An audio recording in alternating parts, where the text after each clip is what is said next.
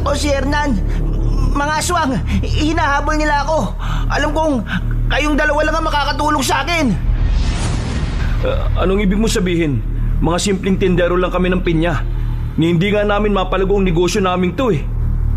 Tama ang asawa ko. Mga tindero-tindera lang kami. At hindi namin alam kung paano ka matutulungan. Binibiro ko lang kayo. Anong akala nyo sa kagaya ko? Mahina?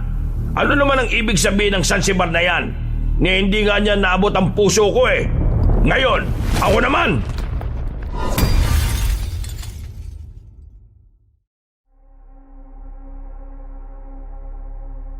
Gusto ng magbagong buhay na mag-asawang Mauro at Agnes, kaya hindi na nila binalikan ang dati nilang nakagawian.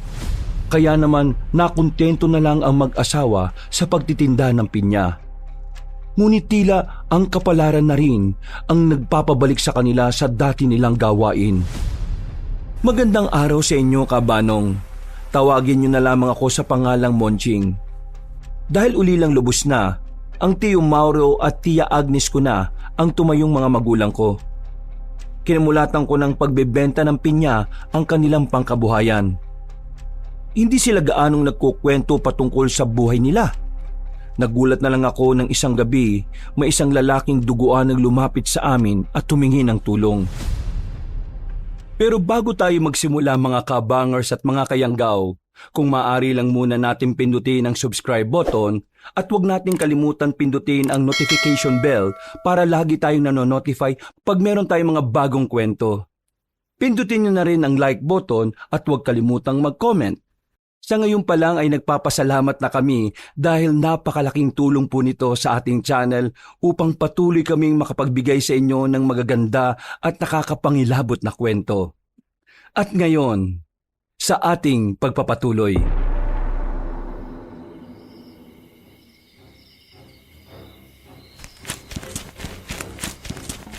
Tulong!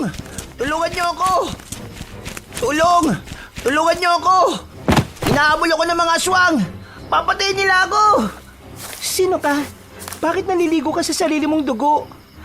Ako si Hernan. Mga aswang, hinahabol nila ako. Alam kong kayong dalawa lang ang makakatulong sa akin. Anong ibig mo sabihin? Mga simpleng tindero lang kami ng pinya. Hindi nga namin mapalago ang negosyo namin to eh. Tama ang asawa ko. Mga tindero-tindera lang kami. At hindi namin alam kung paano ka matutulungan. Huwag na kayong magkaila. Kilala ko kayong dalawa. Kala ba ninyo matatakasan nyo sila? Diyan kayo nagkakamali. Ha? Anong ibig mo sabihin? Sino ka ba talaga? Kung totoo man ang sinasabi mo na hinahabol ka ng mga aswang, nasan sila? Oo nga. Bakit wala pa sila rito? Niloloko mo ba? Ha? Hindi. Mauro, may mga paparating. Maganda kayo. Mga aswang ang mga yan. Agnes, pakikuha mo yung minasbad natin. Ikaw na malalaki. Magtago ka rito at kami nang bahala sa kanila. Sige Mauro, sandali lang. Tiyo, totoo po ba? Mga aswang ang mga nagkalat dyan sa labas ng tindahan natin? Oo, Monching. Mga aswang sila. Tingnan mo ang mga mata nila oh, nagbabaga. Ikaw na ang bahala magbantay dito sa tindahan natin at sa lalaki. Kami na ng Tia Agnes mo ang haharap sa mga yan. Sigurado po kayo, Tiyo. Mukhang marami ang mga aswang na yan ah. Baka hindi po nyo kayanin. Malalaman din natin yan mamaya. Basta, wag mong iiwan ang lalaking yan ha. Protektahan mo siya kapag may aswang na lalapit dito. Opo, ako na pong bahala, Tiyo. Mag-ingat po kayo ni Tia. Sige, Agnes, nandito ka na pala. Tara, harapin natin ang mga nilalang na yan. Sige Mauro, malalaman din natin kung anong pakay nila sa lalaking ito. Huwag lang sila magkakamali sa mga hakbang nila. Totodasin natin sila. Tayo na, Agnes.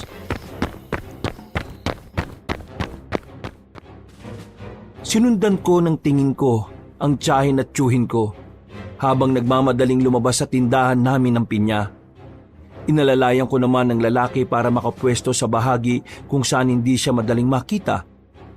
Magtatanong sana ako sa kanya, ngunit nawalan siya ng malay.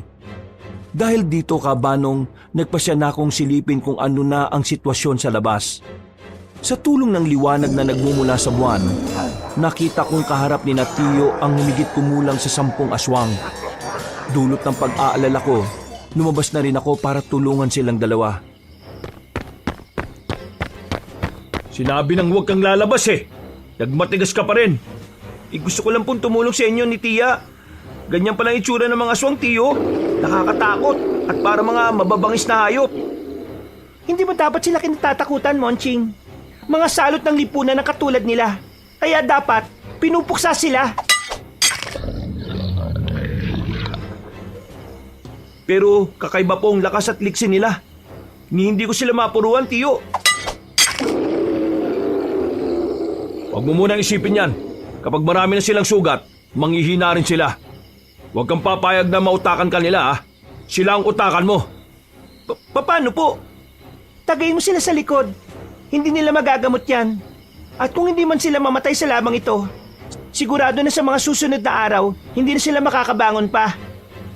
Sige na, ito na muna natin sa kanilang pansin natin. Baka magtagumpay sila sa pagpatay sa lalaking humingi ng tulong sa atin. Hala, tagayin mo ang maabot ng minasbad mo. Sige po, ako na pong bahala, Tiyo. Dahil sinasanay na ako ni Tio sa pakipaglaban mula pagkabata, ginamit ko ang kakayahan kong yun. Wala akong naging pakialam kung saan ko matamaan ng mga aswang na sumusubok na lumapit sa akin. Pinagtatataga ko sila at napangiti ako nang makitang iilan sa kanila'y umaatras na lang.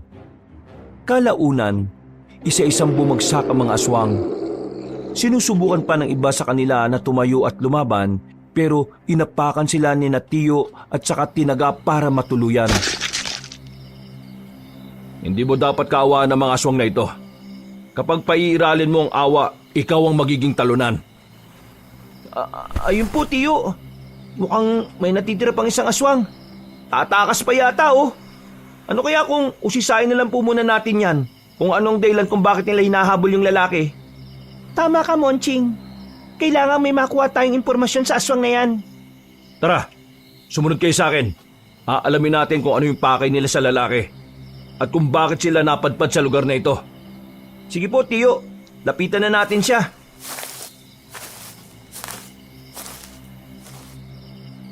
Hoy, ikaw! Aswang! Anong pakay niyo sa lalaking tinutugis ninyo? Anong kasalanan niya sa inyo? Magsalita ka! Huwag kang maging pipi, ha? Kanina, tapang-tapang mo. Sigaw ka ng sigaw. Pero ngayon, parang umurong na rin pati ang dila mo. Parang ayaw po niya talaga magsalita, Tiyo. Oh. Wala tayong mapapala sa kanya kung ganyan. Lahat ng mga kasama niya, wala ng buhay. Kung ayaw naman niyang magsalita at sumagot sa tanong natin, alam na ninyo kung anong dapat sa kanya. Monching, gusto mong ikaw mismo ang tumapos sa aswang na ito? Pero, Tiyo, huwag mong kaawaan ng aswang na yan. Marami pa siyang mabibiktima kung hahayaan natin siyang mabuhay. At panigurado, kung mambibiktima man siya, hindi rin siya maaawa ron. Sige, Monching. Tayo ang mga berdugo ng aswang. At hindi ka dapat matakot na pumatay ng mga kauri nila. Hala, sige na! Napatango ko kina Tia at noon din, tinaga ako sa liig ng aswang. Nung una, nanginig ang mga kamay ko kabanong. Pero nang ikalawang beses kong tagain ang nilalang, doon ako nakaramdam ng kakaiba. Dahil nakita kong buhay pa rin siya, minabuti kong ulitin ang pagtaga ko hanggang sa hindi na siya humihinga. Napatakip naman sa balikat ko ang Tio Mario ko dahil sa ginawa ko. Yan, ganyan nga pamangkin. Ang mga kagaya nila ay dapat na pinapatay. Wala silang lugar rito sa mundo dahil mambibiktima lang sila ng mga inosente. Sige po, Tiyo. Ano pong gagawin natin sa mga katawan ng aswang na ito?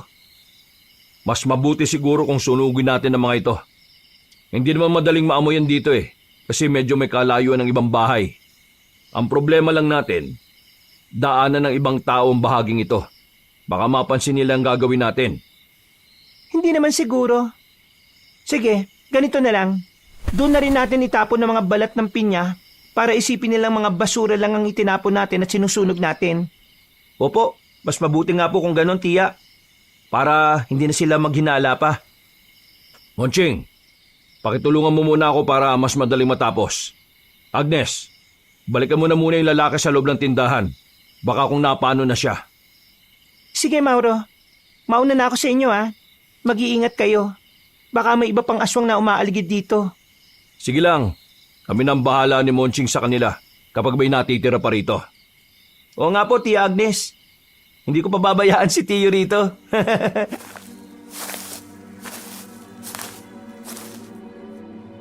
Nang makauwi na si Tia, iniligpit na namin ni Tiyo ang mga bangkay ng aswang. Nang maitambak na namin yon sa hukay na nasa likod bahay, minabuti naming sunugin ang mga katawan nila. Napatakip na lang ako ng ilong dahil sa matapang na amoy noon na katulad ng inihaw na hito. Napatawa ng bahagya na rin si Tiyo sa akin nang makita niyang ginawa ko. Masasanay ka rin dyan. Ngayong may nakaharap na tayo mga aswang, hindi malabo na may aatake ulit sa atin. Ito ang pangyayaring pilit na aming tinatakasan ng Tia Agnes mo eh. Pero, ewan ko ba? Tadhana nga talagang naglalapit sa amin sa kanila. Ano pong ibig niyo sabihin? Minsan na rin po ba kayong may nakasagupang aswang, Tiyo? Oo, Monching. Bago ka pa ipinanganak, mga manunugis na kami. Kinatatakutan kami ng mga aswang. Pero nang maipanganak ni Agnes ang pinsan mo, nagpasya kaming iwan na ang ganoong gawain. Pinsan? May pinsan po ako? Nasaan na po siya? Wala na siya. Pinatay siya ng mga aswang. Hindi ko makakalimutan ang gabi na aalis na sana kami para magpakalayo-layo. Pero inatake kami ng mga aswang. Pinatay nila ang anak namin. Kaya mula noon, natakot na kami magkaanak. Talaga palang napakawalang hiya nila, no? Siguro po, kung buhay siya, malaki na rin siya, no? Oo, Monching. Mas matanda siya sa iyo ng 5 taon. Sayang nga lang at maaga siyang kinuha sa amin. Nasaan na po ba yung mga aswang na gumawa nun sa pinsan ko? Hindi ko alam eh. Pero may palatandaan ako para malaman kung sila yon. Ano po yun, Tiyo? Sa susunod ko na sasabihin sa iyo, Monching. Sa ngayon, mas mabuting bumalik na tayo sa tindahan.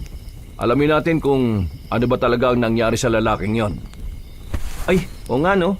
Sige po, Tiyo. Mas mainam pa ngang bumalik na muna tayo ron.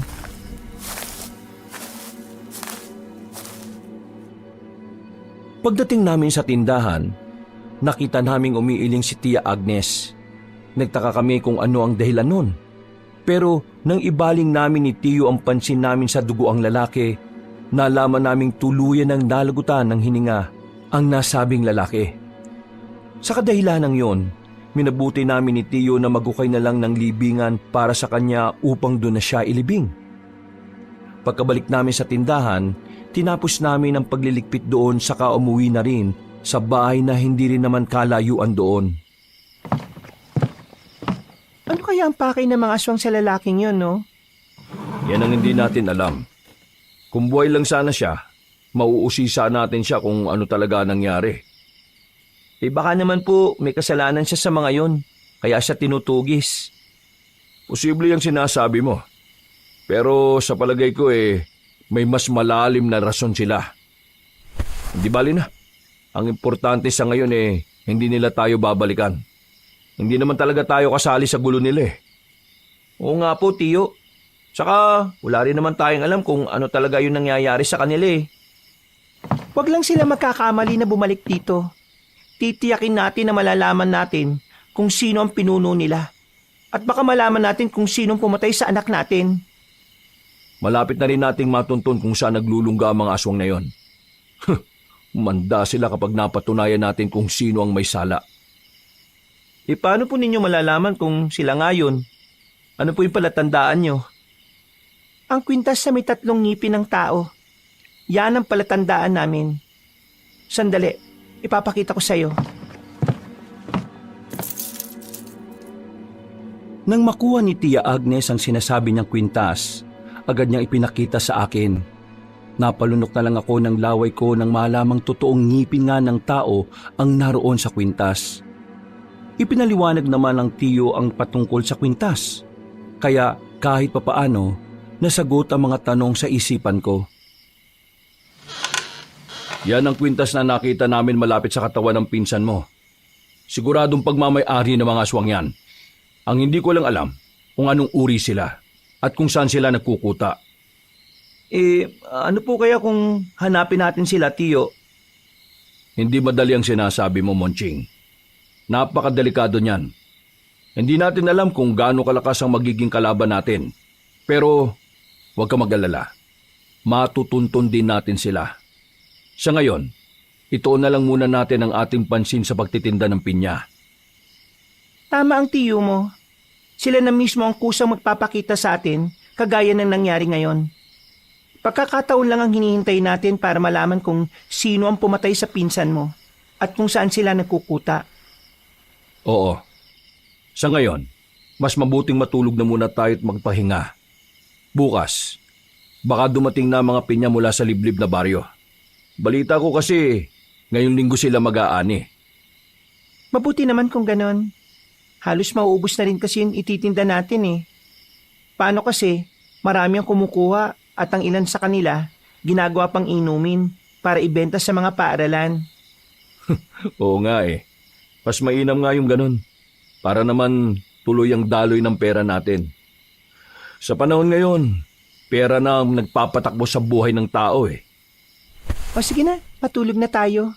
Maga pa tayo bukas. Mamaya na pala. Madaling araw na eh.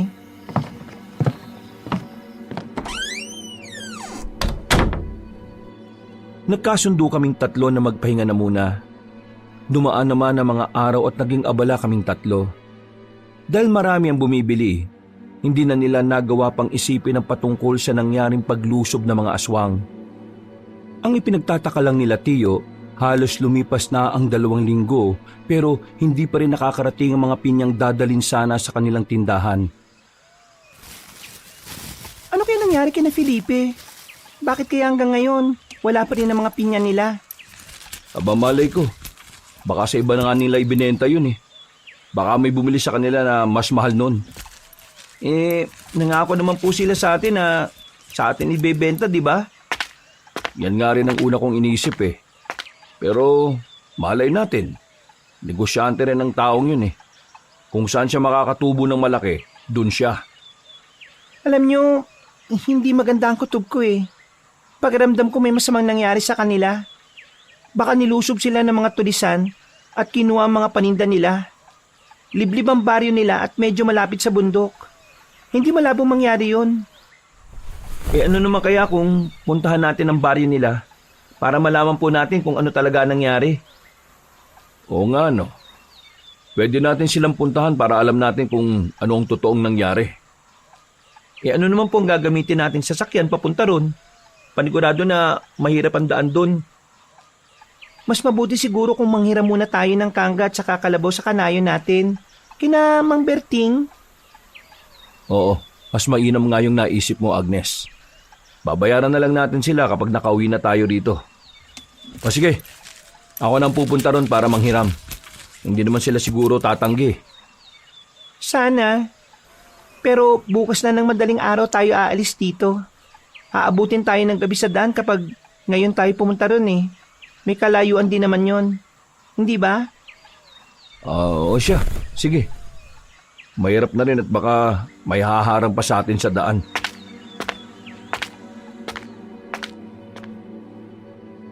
Noon din umalis si Tio Mauro. Naiwan naman kami ni Tia Agnes sa bahay. Habang wala pa si Tio, ikinuwento ni Tia ang patungkol sa nangyari ng gabing umatake sa kanila ang mga aswang. Nakaramdam ako ng awa sa kanila, Kabanong. Lalo pa at makaraan ng ilang taon, hindi pa rin nila nakakamit ang hustisya. Kung hindi lang sana nila pinatay ang anak namin, ang pinsan mo, sigurado na sanggang dikit kayong dalawa. Hindi na naman nagkakala yung edad ninyo eh. Oo nga po. Yan din nga po yung sabi sa akin ni Tio eh. Siguro kung buhay siya, baka nga po hindi na ninyo ako inampun eh. Ano ka ba naman? Pamilya ka namin kaya hindi ka namin pababayaan. Parang anak na nga rin ang turing namin sa'yo eh. Basta po, Nakakaya naman po siguro kung isisiksik ko yung sarili ko sa inyo. Teka, ano po ba talaga yung nangyari kina nanay at tatay? Halos wala po kasing kinukwento si Tiyo sa akin eh.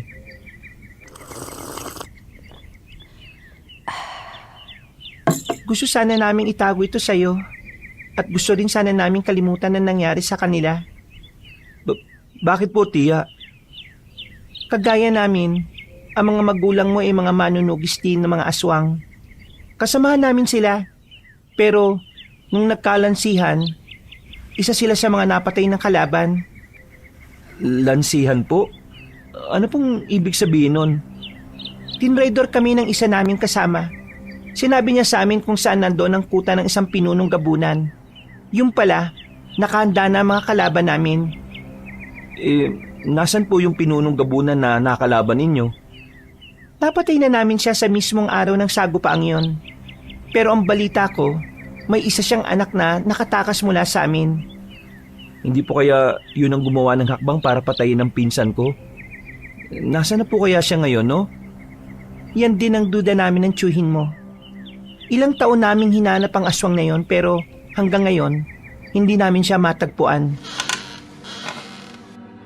Natigil ang pag-uusap namin ni Tia nang marinig namin ang boses ni Tio Mauro sa labas ng bahay.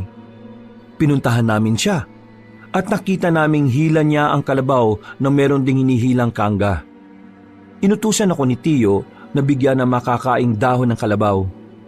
Agad ko namang sinunod ang sinabi niya. At nang matapos kong gawin yon, bumalik ako sa loob ng aming bahay. Nang marinig kong nagkukwentuhan sila Tio at Tia, napahinto ko sa kami na buting makinig na muna sa kanila.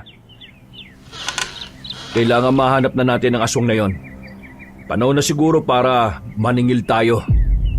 Pero hindi pa natin talaga alam kung saan siya naglulungga. Isa pa, dalawa lang tayo. Baka kung ano pa mangyari sa atin kung susugot tayo ron. Mag-iingat naman tayo Gusto ko nang maipaghiganti ang anak natin Matagal na rin hindi tayo nakakasagupa ng mga aswang na yan Akala ko ba magbabagong buhay na tayo? Sana. Pero kahit ano pa ang gawin natin, sinusundan pa rin nila tayo Ibig sabihin yan, papalapit na rin sa atin ang aswang na hinahanap natin. Ay nako. Saka na natin isipin ang bagay na yan. Sa ngayon, pagplanuhan na natin kung anong oras tayo aalis bukas. Ay teka, isasama ba natin si Monching? Mas mabuti siguro kung wag na.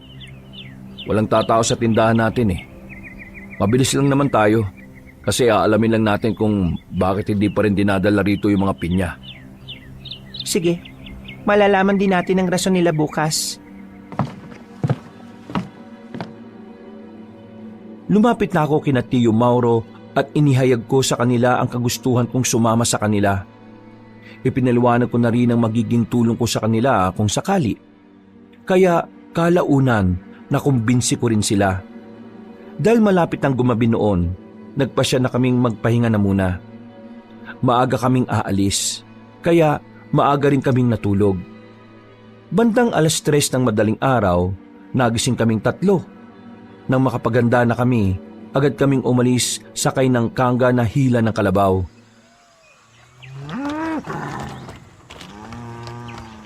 Mauro, natatandaan mo pa ba yung bahay nila? Medyo limot ko na kasi Halos 1 taon na rin tayong hindi nakakapunta ron.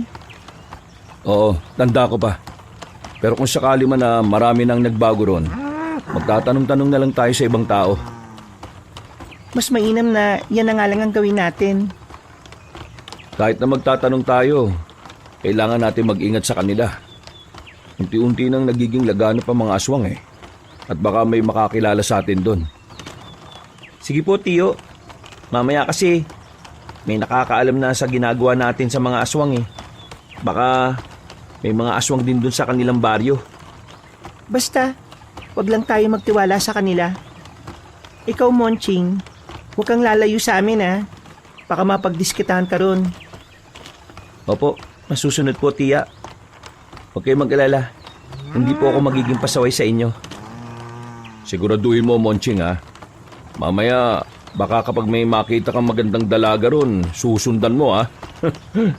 Hay nako, kung may liligawan ka man o gagawing nobya, kilatisin mo muna ah. Baka mamaya, asong na pala yung naging kabiyak mo. Mahawaan ka pa niya. Kayo po talaga oh. Basta, pangako po, magpapakabait po ako at hindi ako aalis sa tabi ninyo.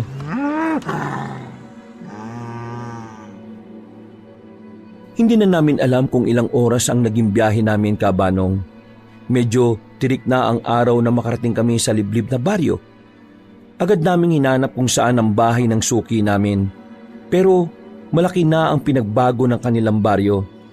Dahil doon, nagpasya na kaming maghanap ng pwede naming mapagtanungan. Subalit, nagtaka kami ni Tiyo nang mapansin naming sarado ang lahat ng kabahayan doon. Bakit kaya walang mga tao rito sa baryo? Halos lahat ng bahay dito, sarado. Kung meron mang bukas, wala rin mga tao. Mukhang may hindi magandang nangyayari rito ah. Ano naman kaya ang rason at wala sila rito? Tingnan po ninyo yung nasa isang hagdanan. Meron pong bahid ng dugo. Ayun, may isang bahay pong wasak na at parang pinweras ang gibain. Malakas ang kutob ko na may umataking aswang dito. Baka kung nilusob nila ang baryo at inubos na ang mga tao rito. At kung inubos po nila, sana may mga nagkalat na katawan dito, hindi po ba? Ang inala ko baka lumikas sila. Kung may lumusob man dito, sigurado na natakot na sila. Paano na yan? Wala tayong mapagtatanungan? Hindi iisa-isa na lang natin ang mga bahay rito. Hindi naman siguro tayo aabutan ng dilim Sige po, baka mahanap din naman natin kaagad yung bahay nila. Teka, kung wala po dito yung ibang tao, baka wala rin po sila dito. Yan ang aalamin natin.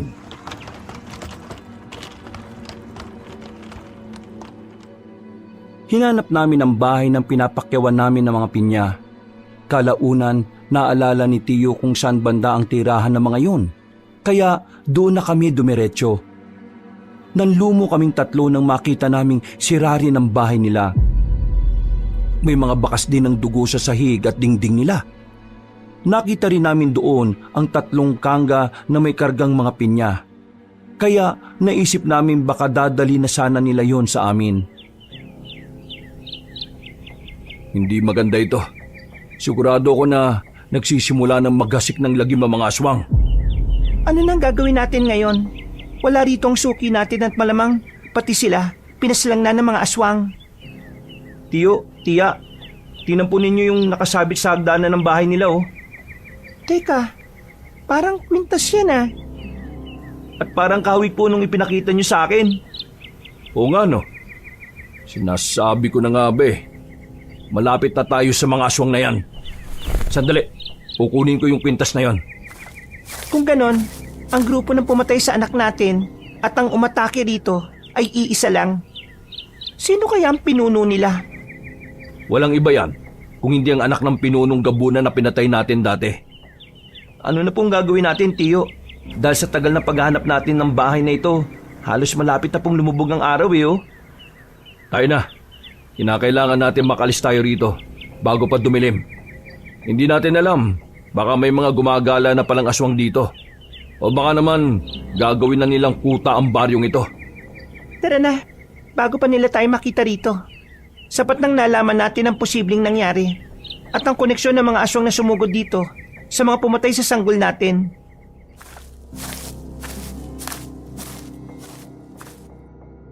Nagsimula na kami maglakad pabalik sa Kangga at Kalabaw namin, Kabanong.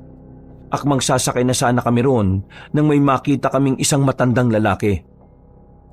Nakatingin siya sa amin, kaya napangiti kaming 3 sa kanya. Habang papalapit siya, may napansin akong kakaiba sa kanya. May nakita akong puting liwanag na nakapaligid sa kanyang katawan. Hindi na sana ako pupunta rito. Maamoy nila kayo at masusundan. Sino nila po ang tinutukoy ninyo, mga aswang po ba? Tama ka. Mga aswang. Inatake nila ang buong nayon at pinatay ang mga taong ayaw magpayangkaw sa kanila. Kung ganun po, Halos lahat ng mga tao dito ginawa na nilang aswang. Kaya po pala walang mga tao sa kabayan at may mga bahid ng dugo na nasa ibang bahay. Tama kayo. Halos lahat ng taga rito, ginawa na nilang aswang. Kayo po, bakit po kayo nandito? Baka po isa rin kayong aswang Kung isa akong aswang, di sana'y inatake ko na kayo. Kahit na hindi pa lumulubog ang araw. Sino po ba kayo? Bakit po hindi kayo sinaktan ng mga aswang? Hindi ako taga rito. Ako si Tandang Judiel. Kagabi, gusto ko sanang tulungan ng mga tao.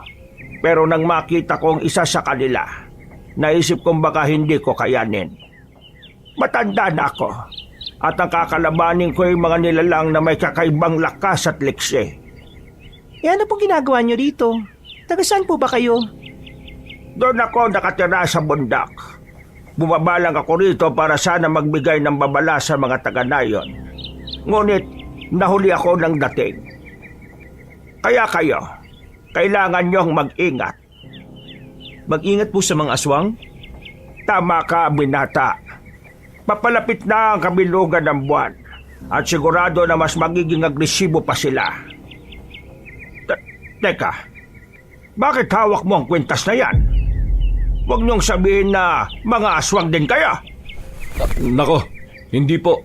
Nakita namin ang kwintas na ito sa bahay ng suki namin. Malamang, naiwan ito ng aswang. Ang kwintas na yan, pagmamayari yan ng mga angkan ng aswang na mababagsik. Teka, patingin nga yan.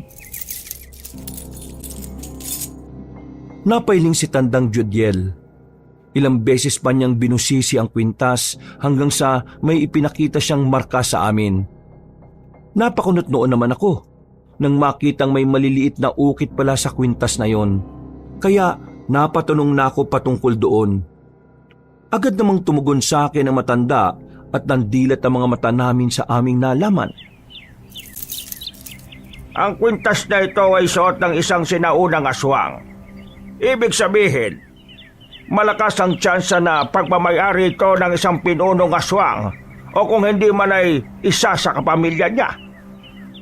Kung gano'n posible na pati ang pinuno ng mga aswang ay kasama sa mga umatake rito? Na siya rin pumatay sa anak namin? Pwes, mas madali niya kayong matutuntan. Alam po ba ninyo kung saan sila nagkukuta, Tandang Judiel? Yan ang hindi ako sigurado. Pero sa bandang kanluran ng bundok na makikita ninyo mula rito, may mga kalansay ng tao roon. Malamang malapit lang doon ang kuta nila.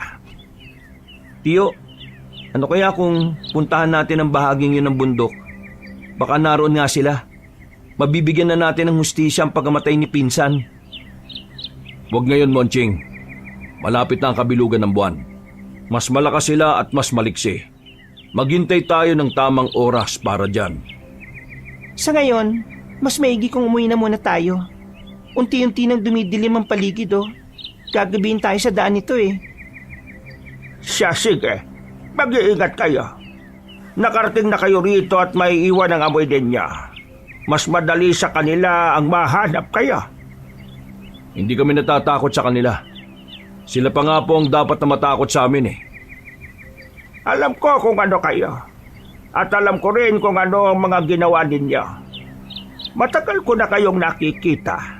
Pero ngayon lang ako nagkaroon ng pagkakataon na lapitan kayo. Teka, paano po ba ninyo nalaman ang patungkol sa amin? Sino po ba kayo talaga? Hindi na importante ang bagay na yan. Sa ngayon, gusto kong malaman ninyo na hindi lang karaniwang aswang ang kalaban ninyo. Siya ay nahahanay sa mga sinaunang aswang na kung tawagin ay Baratungaw. Baratungaw? Paano po nangyari yun? Malakas ang kutob namin na anak ng pinunong gabunan na pinatay namin ang namumuno sa kanila ngayon Tama ka. Pero ang kanyang ina ay isang Baratungaw. At dahil sa sunod-sunod na mga ritual, naging puro ang dugo niya. Malakas siya at may kapangyarihang kontrole ng mga bagay na nasa paligid niya. Pero Dati yon. Ano pong ibig niyong sabihin dati? Kung may mga aswang na kayang kumontrol ng mga anino at espiritu, siya naman kaya niyang kontrolin ang mga bagay na nasa paligid niya. Lahat po talaga ng mga bagay? Hindi. Ang ibig kong sabihin ay mga bagay na konektado sa kalikasan. Alam po ba ninyo kung paano namin siya matatalo? Isang bagay lang ang pwedeng tumalo sa kanya. Ang kampilan ng isang sinaunang babaylang manunugis. Kampilan po? Nasaan na po yun? Malamang sa tagal ng panahon, kinakalawang na po yun. Hindi kinakalawang ang kampilang yon, iha. Paano naman po kayo nakakasiguro? Baka po kayo po yung babay lang yon. Ano ba naman kayo? Gano'n na ba ako katanda sa inyong mga mata? Hindi ako yon. Pero alam ko kung nasa ng kampilan. At may tuturo ko yon sa inyo kung gusto ninyo. Saka na lang po siguro, Tandang Judiel. Aabutin kami ng dilim sa daan eh. Parang napakadelikado na po kasi ng panahon ngayon. Kung gusto nyo ang binatang ito na lang ang isasama ko. Naku, wag na po. Tandang Judiel. Salamat na lang po sa inyo. Pwede naman po kung sumama sa kanya eh. Permiso lang po ninyo, Tiyo. Yun ang kailangan ko. Hindi ako pumapayag. Hindi natin alam kung ano yung panganib na nakaamba sa iyo ron. Mas mabuti nang magkakasama tayong tatlo. Mas masisiguro pa natin ang kaligtasan ng isa't isa. Ay, kayo ang bahala. Basta, kung sakaling kailangan ninyo ang tulong ko, puntahan lang ninyo ako sa bundok. Hanapin nyo ang kuweba sa bandang kanluran ng bundok. Tawagin nyo ako at lalabas ako ng walang alinlangan. Sige po. Maraming salamat po, Tandang Judiel.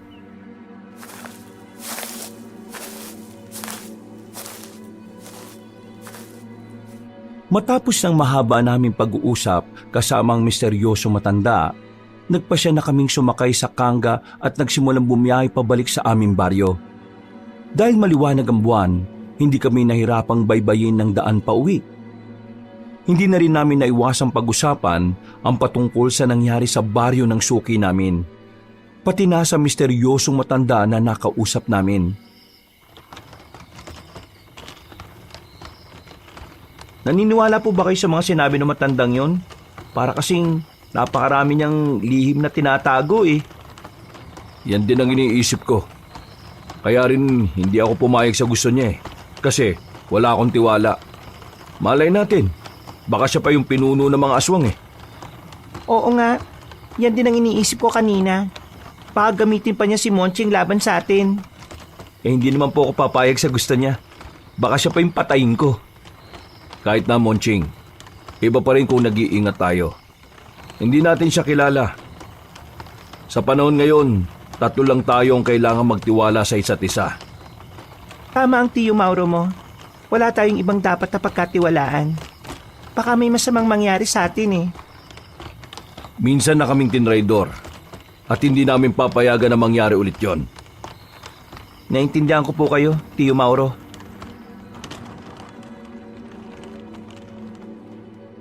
Panandalian kaming naging tahimik habang naglalakbay.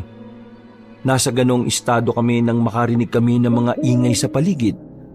May mga kakaibang huni at may mga yabag ding nakasunod sa amin. Minabuti naming ihanda ang mga minasbad namin para sa kung anumang posibleng mangyari.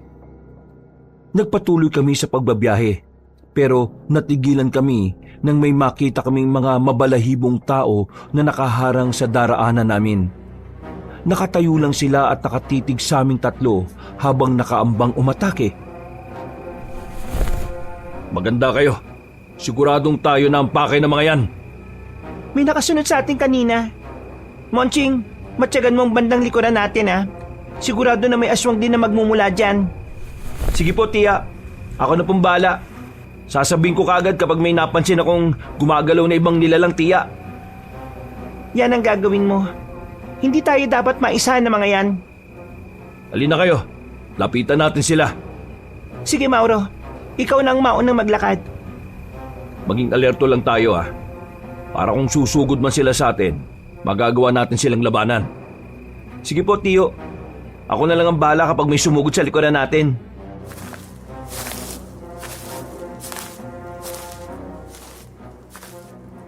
Bumaba kami sa kangga saka nagsimulang lumapit sa mga aswang. Marahang kaming humakbang para lapitan sila. Pero nakailang hakbang pa lang kami nang umangil ang mga aswang na nasa unahan namin. Kasunod noon, may huminto rin sa likuran namin. Napalingon ako at napalunok ng laway nang makita ko ang 10 aswang na naroroon. Tiyo, mga 10 aswang ang nasa likuran natin. Kung ganon, mga nasa 20 ang magiging kalaban natin. Medyo marami po. Makakaya po ba natin sila? Oo, makakaya natin. Basta magtutulungan tayong 3. Huwag tayo mag-iwaiwalay. Kailangan bantayan natin ang isa't isa para hindi tayo maisa na mga yan. Sige, mas mabuti pa nga yan. Yan na! Mukhang atake na sila sa atin. Hindi na kami nakapagsalita pa ni Tia Agnes nang biglang sumugod sa amin ang mga aswang na nasa harapan. Dahil sa pangambang baka may aatake sa amin, itinuon ko ang pansin ko sa bandang likuran. Nasa ganoong sitwasyon ako nang marinig ko ang sigaw ni Tia. Napalingon ako sa kanila at nang makita kong pinagtutulungan sila ni Tiyo, nagpasya na rin akong alalayan sila. Sumugod ako sa ibang aswang na kumukuyog sa kanila at walang pagdadalawang isip na pinagtatataga ko sila. Monching, protektahan mo ang tiyahin mo. Ilalayo ko ang ibang aswang sa inyo para mahati ang kanilang grupo. Sige po, Tiyo. Mag-iingat ka, Mauro. Kapag sumugod dito mga nasa likuran namin, kami na rin bahala ni Monching. Sige, mas mabuti pang ang yan ang gawin ninyo. Para mauna kong maubos ang mga nasa harapan natin. Humiwalay sa amin si Tiyo Mauro. Naging tama ang pasya niya. Nagkawatak-watak ang mga aswang. Kaya naging madali na rin sa amin ni Tia ang atakihin sila. Walang ano-ano, inatake ako ng 2 nilalang kaya agad ko silang inilagan. Bago pa man sila makasugod ulit sa akin, ako na mismo ang umatake sa kanila. Kahit na maliliksi sila, pakiramdam ko'y nagawa kong pantayan ng kakayahan nila ng mga oras na yon. Kalaunan, napabagsak ko ang 2 nilalang at upang masigurong hindi na sila makakabangon ulit, tinaga ko sila sa leeg. Mahusay ka na talaga makipaglaban, Monching. Napabagsak mo ang mga aswang na sumubok na umatake sa iyo. Kayo nga din po eh. Teka, si Tiyo. Hala, wala na siya rito. Baka po tinangin na siya ng mga aswang na nasa likuran natin Ayun, kinakalagtan nga siya. Tulungan mo ako. Kailangan natin siya iligtas. Patakbo kaming lumapit sa mga aswang. Naisip kong baka kinuyog siya ng mga aswang kasama na ang mga nakapwesto sa bahaging dinaraanan namin. Pagkalapit namin sa kanila, napaangil sila at inabahan kaming susugurin. Napasigaw naman si Tia para balaan ng mga nilalang. Napangisin naman ang mga yon at buong lakas na itinulak si Tiyo Mauro. Maswerte lang kayo dahil biniglaan niyo ako. Kung hindi, baka kung naubos ko pa kayo. Bibigyan namin kayo ng pagkakataong mamili. Aalis na kayo rito o dito na kayo mamamatay? Tiyo, ayos ka lang po ba? Oo, nagkataon lang na kinuyog nila ako Nakampante kasi ako na nakabantay kayo sa ibang aswang. Nagulat na nga lang kami nang marinig namin ang sigaw nyo Hindi pala kami ang punteriyan nila. Kayo po pala. Natigilan lang ang pag-uusap namin nang sumugod sa amin ang mga nilalang. Dahil katabi ni Tia si Tiyo Mauro, ako na ang mismong sumalubong sa kanila. Pagkalapit sa akin ng 3 aswang, walang takot ko silang nilabanan. Ilang beses din nila akong nakalmot, pero hindi ko ininda ang kirot na nararamdaman ko. Ipinagpatuloy ko ang pakikipaglaban sa kanila. Hanggang sa makita kong sinugod na rin ni Tiyo Mauro ang iba pang mga aswang. Kalaunan, dahil sa naging pagtutulungan naming 3, nagawa namin patayin lahat ng mga nilalang na naroroon. Mabuti na lang talaga natalo natin sila. Kung hindi, baka naging hapunan na nila tayo. Oo nga. Saka kung tayong dalawa lang ang umalis, baka nga nalagay pa tayo sa alanganin. Mabuti na lang talaga't nanditong pamangkin natin. Salamat, Monching ah. Naku, walang anuman po, Tia Agnes. Kahit ano pa ang mangyari, nakahanda po akong tumulong sa inyo sa lahat ng oras. Maraming salamat talaga, Monching. Pero, alam mo, napabilib mo ako eh. Hindi ko akalain na mahusay ka na makipaglaban. Siyempre po, mahal po ako sa inyo eh. Saka, kayo po nagpalaki sa akin. Kaya kung ano man ang katangian nyo, nakukuha ko rin. O ano, tayo na? Mas mabuti pang umuwi na tayo at makapagpahinga. Oo nga eh. Pero magmula ngayon, kailangan na natin maging alerto sa paligid natin. Anumang oras kasi, aatake sa atin ng mga aswang. Huwag po kayong mag-alala. Tutulong po ako lagi sa inyo.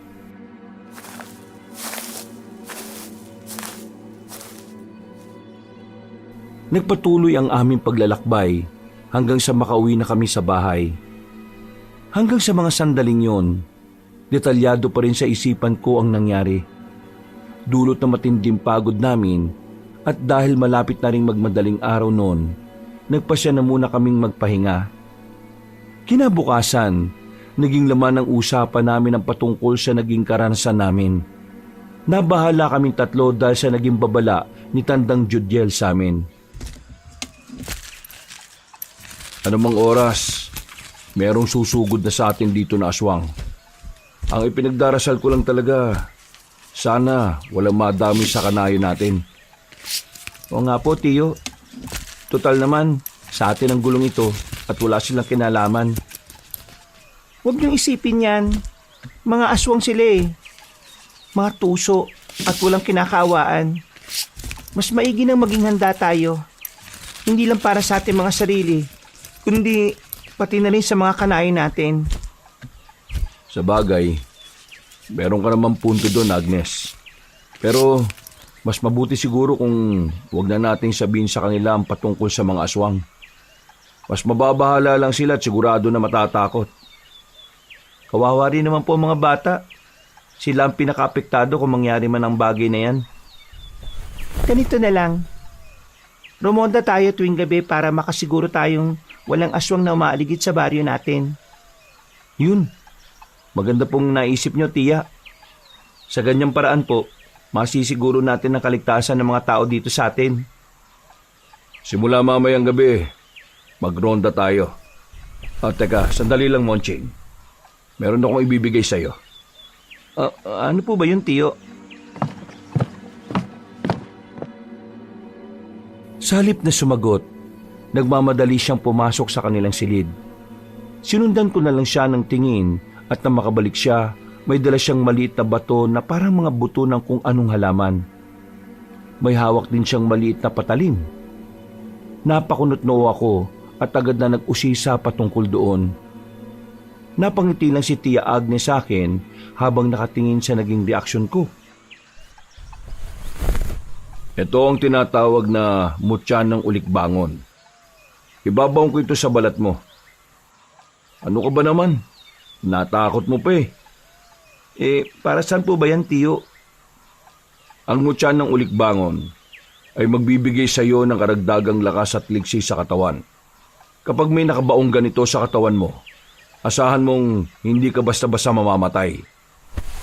Totoo po? Paano naman po ninyo nasabi? Napatunayan na po ba ninyo yan, Tiyo? Ay nako, maraming beses na, Monching. Ilang beses nang nalagay sa panganib ang buhay namin pero nakaligtas pa rin kami. Minsan nga, nag-aagaw buhay ako. Nilagyan lang nila ng tubig ang bulak, saka ipinatak sa bibig ko. Aba, napabangon ako kagad at nawala pati yung mga sugat ko sa katawan eh. Aba, nakakamangha naman po, Tiyo Mauro. Talaga? Marami pang bagay dito sa mundo na hindi hayag sa lahat ng tao at hindi lahat ay kailangang ilantad sa kapwa-tao. Kung ibabawan po ninyo sa balat ko yan, sige po, payag po ako. Wala akong pakialam kung masakit man o hindi. Gusto ko rin po niyan. Sige, halika. Maupo tayo ron malapit sa bintana. Ibabaw natin itong ulik-bangon sa balat mo. Sige po, tiyo.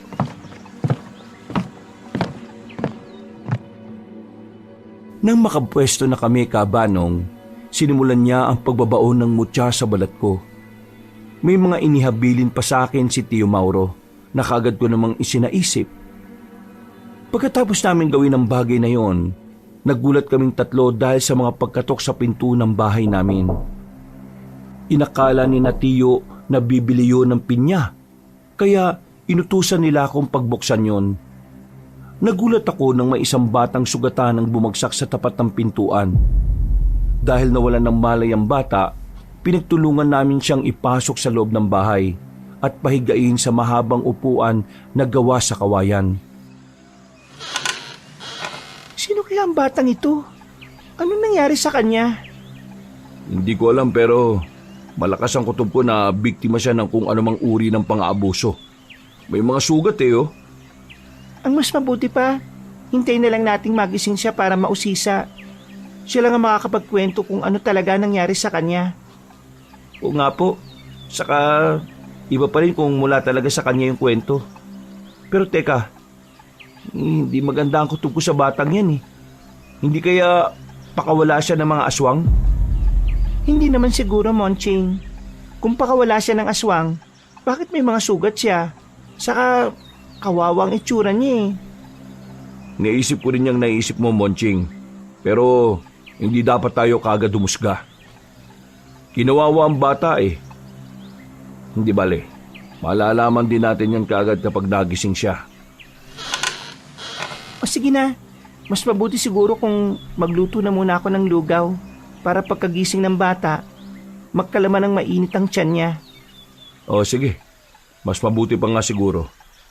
Ako nga medyo gutom na rin eh. Nagpaalam sa amin si Tia Agnes saka tumungo sa kusina. Nung naiwan na kami ni Tio sa sala, pinag-usapan namin ang patungkol sa pagroronda na gagawin namin. Nasa kalagitnaan kami ng pagkukwentuhan nang marinig namin ang pag-ungol ng bata. Naibaling ko ang pansin ko ron at napansin kong napapakuyom siya ng kamay at animoy gusto niyang magpumiglas. Masalimuot siguro yung napagdaanan ng batang ito. Ewan ko nga lang kung saan siya talaga nanggaling. Kahit nga na may pagdududa ako sa kanya, nakakaramdam pa rin po ako ng awa. Sa ganyang kamurang edad niya, nakaranas na siya ng hindi maganda. Oo nga siguro kung inatake ng mga aswang ang pamilya niya, siya lang ang nakaligtas. Ay, mabuti na nga lang po't hindi siya pinabayaan ng kanyang gabay. Kung nagkataon, baka pati siya ginawa na rin hapunan ng mga nilalang na yun. Nasaan po ko? Ang mga magulang ko? Ano po nangyari? Oh, gising na siguro siya, Monching. Hindi po, nananaginip lang po siguro. Kanina ko pa po napapansin ang mabilis na paggalaw ng mata niya kahit nakapikit siya. Bata, gising ka na ba? Huwag ka mag-alala, ligtas ka na. Ano ba nangyari sa'yo? Ayan po. Nagsalita lang po siguro siya ng tulog. Ay naku, kawawang bata. Pati sa pagtulog niya ginagambala siya ng hindi magandang karanasan. Natigil na lang kami sa pagkukwentuhan ni Tio Mauro nang makita naming dumilat na mga mata ng bata. Nagsimula siyang umiyak at hinanap ang mga magulang niya. Agad naman namin siyang inalo hanggang sa tuluyan siyang kumalma. Sinabi namin sa kanya na nawalan siya ng malay sa tapat ng pintuan kaya dinala na namin siya sa loob ng bahay namin. Ano ba nangyari sa'yo? Bakit sugutan ka nang dumating ka dito? Nakita ko rin na pagod ka eh. May mga humahabol ba sa'yo? Ang mga aswang po, sila ang umahabol sa akin. Pinatay nila ang buong pamilya ko. At ako na lang po natira. Sinasabi ko na nga mabuti na lang at dito ka dinala ng iyong mga paa. Huwag ka mag-alala. Ligtas ka rito, bata. Ano nga pala ang pangalan mo, ha? Ako po si Aladdin. Kayo po. Teka, may alam po kayo sa mga aswang? Ako naman si Monching. Siya ang tiyo Mauro ko. At ang tiyahin ko naman ay si Tia Agnes. Oh, Agnes. Nandito ka na pala. Luto na ba yung lugaw mo? Oo naman. Sandali lang at kukuha ko sa kadadalin dito. Kailangan mapunan ng mainit na pagkain ng tiyan ng bata eh. O sige, mabuti pa nga. Maraming salamat po ha. Siguro kung hindi ako nakarating dito baka pinatay na ako ng mga aswang. Bakit ba pinatay ng mga aswang ang pamilya mo? Dahil po sa kampilan ni Mamay Soping. Gusto po nila makuha yun sa amin eh. Kampilan? Bakit? Gaano ba kahalaga yung kampilan na yun para tugisin nila kayo? Teka. May nabanggit sa atin si Tandang Judiel patungkol sa kampilan ha. Baka yan na yung hinahanap natin.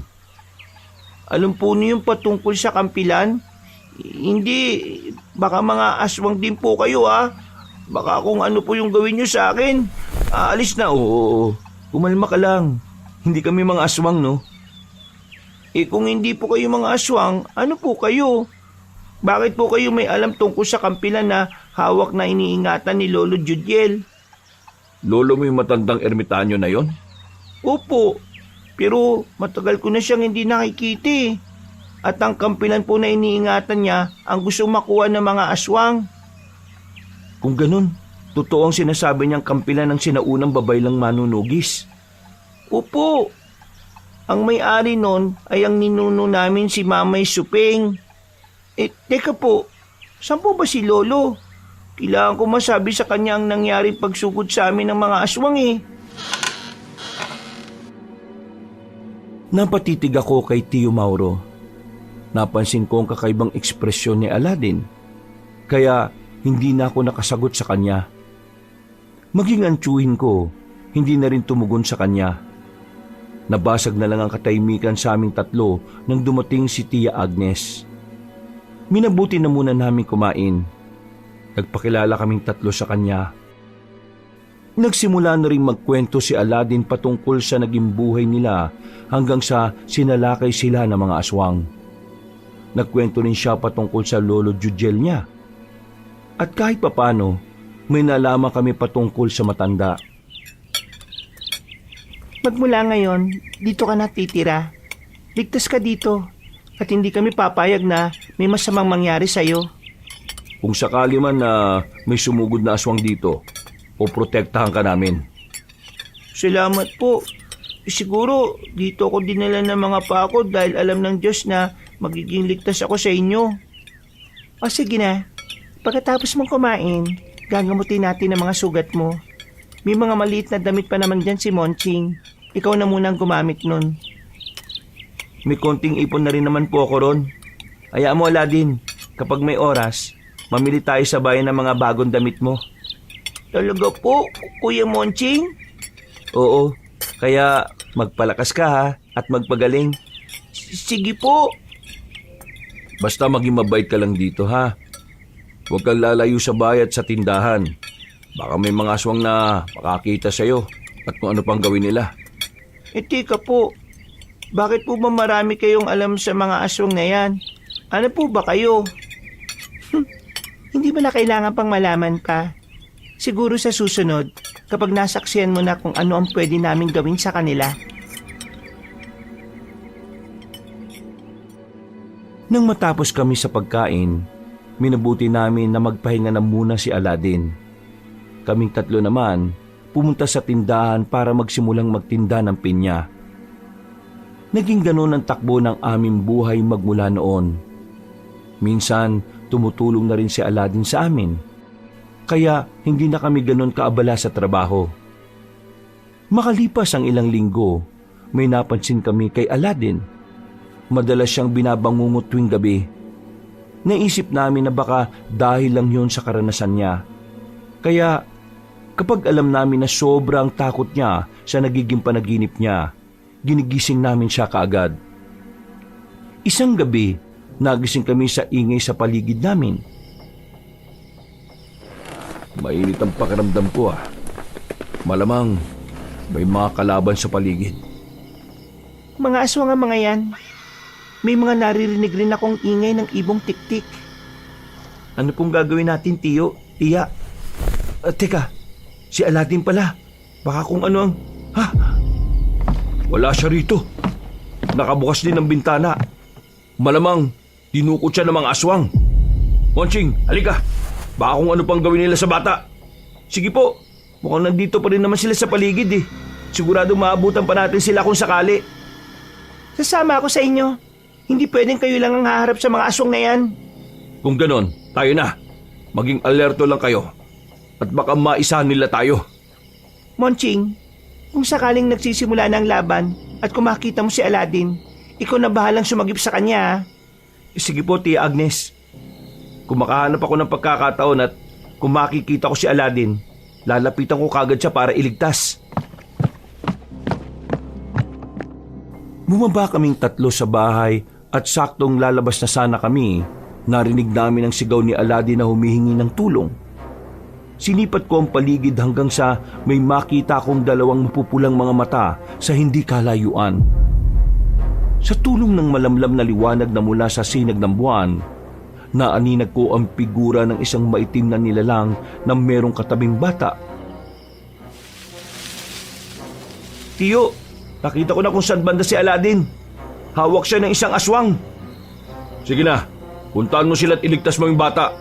Kami na ng tiyahin mo ang bahala sa ibang aswang na umaaligid dito. Sige na, Monching.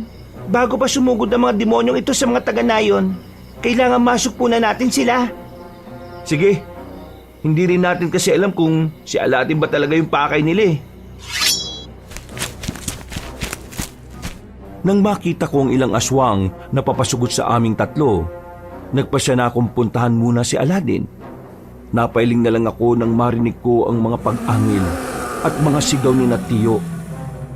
Nasa kalagitnaan na ako ng pagtakbo papunta sa bata nang makita kong gumalaw sila. Nabahala ako, kaya mas binilisan ko ang paggalaw ko.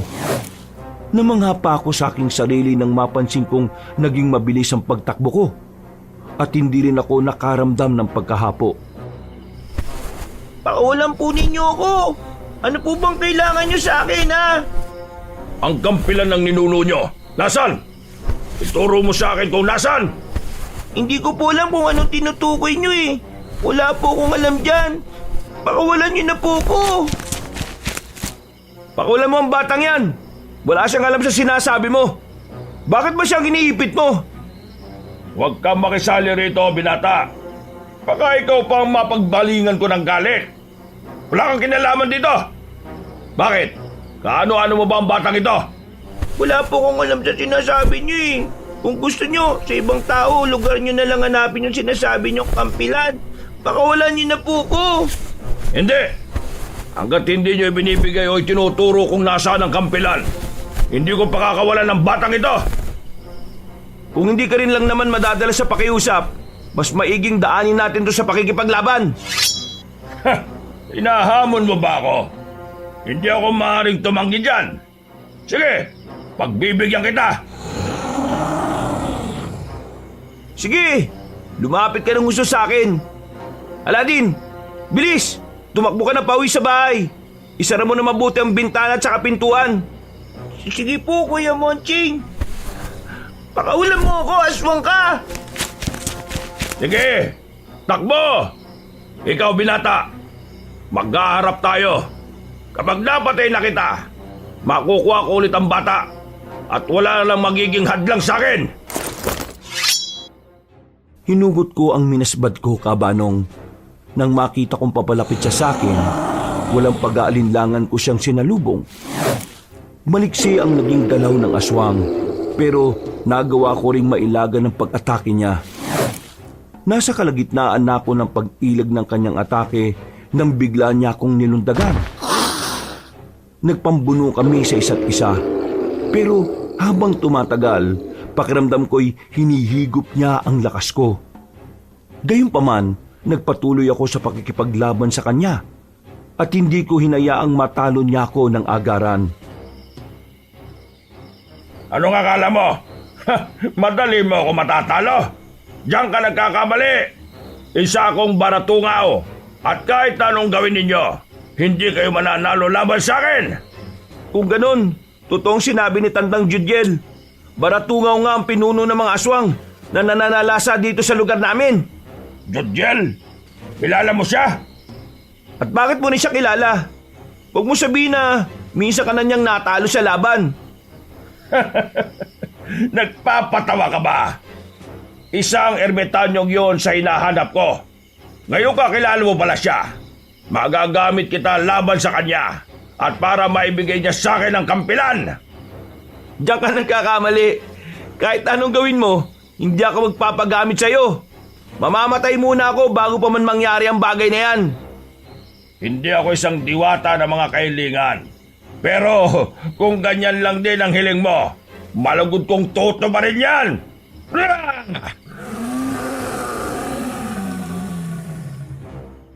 Pagkatapos niyang umangil, mas naging agresibo pa siya. Pinagkakalmot niya ako sa bawat bahagi ng katawan kong madadampian ng kuko niya. Napangiwi na lang ako sa kirot na nararamdaman ko. Pero hindi ako sumuko, Kabanong. Dahil nabitiwan ko ang minasbad ko, sinubukan kong kapain yon. Ngunit hindi ko na yon mahagilap.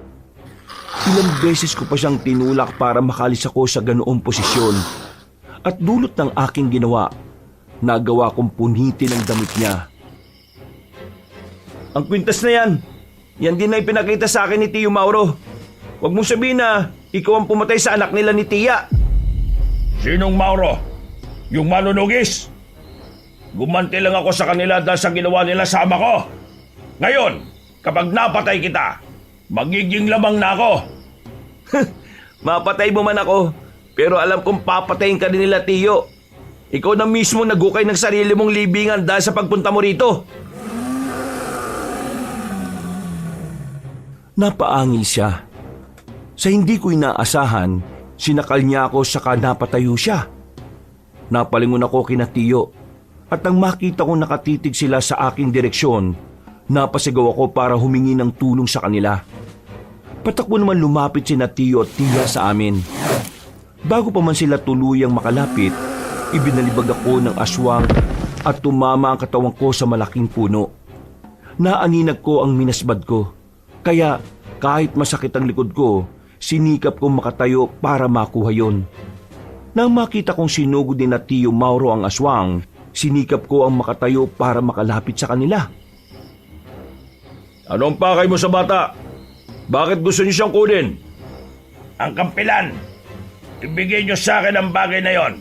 Kung ayaw niyong madamay pati ang buong baryong ito. Anong kampilan ang sinasabi mo? Kung alam namin ang patungkol dyan, at kung nasa amin sana ang patalim na tinutukoy mo, di sana, hawak namin yan. Tama ang asawa ko. Kung ako sa'yo, mas mabuti pang Tiyo. Tingnan po ninyo ang kwintas niya. Katulad yan ang nakita ninyo. Oh. Yan din po yung nakita natin nang pumunta tayo sa suki natin, hindi po ba? Yan nga.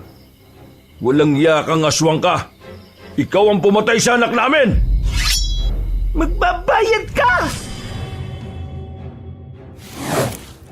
Pinagtulungan ni Tia na atakin ang aswang.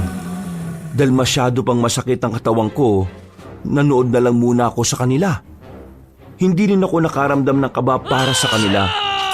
Dahil nakita kong nagagawa nilang sabayan ng liksi ng nilalang. Nasa kalagitnaan sila ng pakikipaglaban nang marinig ko ang pagsigaw ni Aladdin. Nabahala ako, kaya kahit masakit pa ang katawan ko, sinikap kong makatakbo papunta sa aming bahay. Iniwan ko si Tiyo na patuloy pa rin sa pakikipaglaban sa pinuno ng aswang. Pagkalapit ko sa bahay, nakita kong kinakaladkad ng dalawang aswang si Aladdin. Kuya, papatayin ako ng mga aswang na ito. Pinipilit nila akong ibigay ko raw yung kampilan eh. Pakawalan niyo ang batang yan. Wala sa kanya ang kampilan. Ako nagtago nun. At kung gusto niyo makakuha sa akin yon, harapin na muna ninyo ako. Kuya Monching, ano po yung pinagsasabi nyo? Huwag ka magkalala. Ako ang bahala. Makakaya ko sila. Oh, narinig nyo si Kuya Monching. Pakawalan na ninyo ako at ituturo niya kung nasan niya itinago yung kampilan. Pakawalan muna ninyo siya! Bilisan nyo! Lumakas ang kabog ng puso ko nang makita ko ang alinlangan sa dalawang aswang. Napahawak na ako ng maigpit sa minasbad ko noon at naisip ko na kung hindi ko sila makukumbinsi, lalabanan ko sila. Ang tanging pinag-alala ko lang, baka kung anong gawin nila kay Aladdin. Magsasalita pa sana ako pero biglang hinampas ng isang aswang ang batok ng bata. Nabuwal si Aladdin at nanghina. Napangisi naman sa akin ng mga aswang na animoy hinihintay ang susunod kong gagawin. Kuya, mag-iingat ka sa kanila. Talunin mo silang dalawa. Sige, hindi ko sila atrasan, Aladdin. Teka, narinig ko pong sigaw ni Tia Agnes Baka kung ano na po ang nangyayari sa kanila. Ang pinunong aswang pa naman na si Eraldo ang karap nila. Sige, tatapusin ko muna ang dalawang ito bago ko balikan si Tia. Hindi ko pwedeng hayaan ang dalawang yan nasaktan ka o dukutin. Kuya, mukhang... Sige, halika kayong dalawa. Kahit masakit pa ang katawan ko, hindi ko kayo aatrasan. Umangil ang dalawang aswang.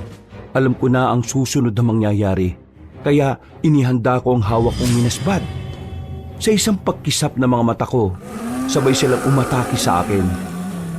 Hindi naman ako nagpatinag at kahit medyo limitado ang galaw ko, ginawa ko ang lahat para labanan sila. Nasa kalagitnaan na ako ng pakikipaglaban sa kanila nang biglang may maramdaman akong matigas na bagay na tumama sa batok ko. Napalingon ako roon. Napatiimbagang ako nang makita ang gabrasong sangang tumama sa akin. Tuluyang nagdilim ang aking paningin at nawalan ako ng malay. Paggising ko, Monching, nasaan ang bata? Si Aladdin. Ano nangyari sa'yo? Bakit nakaandusi ka sa lupa? Hindi ko po alam eh. Teka, baka nagtagumpay ang aswang na makuha siya. May tumama kasing malaking sanga sa bato ko eh. Nawalan po ako ng malay. Napakawalang hiya ang pinunong Eraldo na yun Malamang, ginamit ang kapangyarihan niya para makontrol ang sanga na tumama sa batok mo. Si Aladdin, kailangan mahanap po natin siya. Sigurado na papatay nila siya. Sinubukan kong kutuin yung dalawang aswang kanina pero mukhang hindi sila naniwala. Iligtas natin ang batang yon. Hindi tayo papayag na pati siya madamay sa gulong ito. Hindi ko hayaan na gawin din nila kay Aladdin ang ginawa nila sa anak natin, Mauro. Kung ganon, tara, hanapin natin ang kuta nila. Sundan natin sila. Sigurado na hindi pa naman sila gaanong nakakalayo. Kayo po, ano pong nangyari? Nakipaglabang kaming dalawa ng tiya mo sa aswang. Pero nasa kalagitnaan ng laban namin, ginamit na ang kapangyarihan niya. Nagulat na lang kami nang may mga ugat na nakapulupot sa paa at binti namin. Susubukan sana naming umalis sa ganong sitwasyon pero parang nakapako ang buong katawan namin dun Napakawalang iya talaga yung aswang na yon. Siya nga ang aswang na hinahanap ninyo. Nabanggit niya sa akin na gumanti lang siya sa inyo dahil pinatay niyo yung ama niya. Talaga nga napakademonyo niya. Pero hindi. Kung nagawa niyang patayin ang anak namin para makapagiganti, kailangan hindi natin payagan na gawin rin niya yun kay Aladdin. Kapag hindi niya nakuha yung kampilan. Si Tandang Judiel, kailangan makita natin at makausap siya patungkol sa paghahanap ng mga aswang sa kampilan. Kung ganun po, kailangan natin siyang puntahan doon sa bundok na tinitiran niya. Tara na, bago pa tayo mahuli sa pagliligtas kay Aladdin. kahit na masakit ang katawan ko kaabanong at medyo nahihilo pa ako, sumama ako kina Tiyo. Dahil naamoy pa rin namin ang lansa ng hangin, alam namin na magagawa pa naming sundan ng mga aswang. Napaisip ako kung bakit hindi pa rin natatagpuan ng mga aswang ang hinahanap nila, gayong iisang bundok lang din naman ang tirahan nila ni Tandang Judiel. Hindi po kaya may koneksyon din si Tandang Judiel sa mga aswang? Bakit kaya imbis na si Ermitanyo ang atakihin nila mga kadugo pa mismo ni Aladdin ang pinapatay nila? Kawawa nga yung batang yun Naipit siya sa gulo na wala naman siya kinalaman. Kaya nga kailangan natin makausap ang matanda. Siya ang magiging susi ng lahat ng ito. At kung totoo man na siya ang nag-iingat sa kampilan ng sinaunang babaylan na manunugis, makakatulong siya sa atin. Paano po ito? Malayong bundok at baka kung abutin tayong 2 araw bago makarating doon kung maglalakad lang tayo. Ano kaya kung hiramin mo na lang muna ulit yung kalabaw at kangga ng kanayo natin? Tulog na sila eh. Pero sige, susubukan ko. Kukunin ko na muna ron at nang may magamit tayo. Ipagbibigay alam ko na lang sa kanya kung sakaling makauwi na tayo. Sige po, para kahit paano mas mabilis ang paglalakbay natin papunta ron. Baka kasi hindi na natin maabutang buhay si Aladdin eh. Umalis si Tio Mauro para kunin ang kalabaw at kangga ng aming kanayon. Naghintay naman kami ni Tia at na makabalik na ang tiyuhin ko, nagpasya na kaming umalis at pumunta sa bundok. Habang naglalakbay, nakiramdam kami sa paligid. Sa kabutihang palad naman, wala kaming napansing mga nilalang na nakasunod o nakaantabay sa aming tatlo. Ng mga sandaling yon, pakiramdam ko'y naging mabilis ang biyahe namin at nakarating kagad kami sa paanan ng bundok. Nandito na tayo. Hanapin na natin ang kuta ng mga aswang. Teka, mas mabuti po siguro kung unahin na muna natin hanapin si Tandang Judiel. Siya lang ang makakasagot sa mga katanungan natin eh. Mamaya, baka magkamali pa tayo ng mga desisyon natin. Kung nasa bandang kanluran ng kuta ng mga aswang, malamang nasa kabilang direksyon yon ang tirahan ng matandang yon. Halika kayo, doon tayo pumunta. Iiwan na lang ba natin ang kangga rito? Baka kung ano pong gawin ng mga aswang kapag nakita nila yung kalabaw. Iwan natin yan, pero itago na lang muna natin. Kapag dala natin yan mas madali nila tayo mapapansin. O sige, pero pananagutan natin yan sa kanayo natin kapag nawala. Siguraduhin mo lang, Mauro, na hindi madaling makita ng mga aswang yan. Sige po, balikan na lang po natin yan mamaya.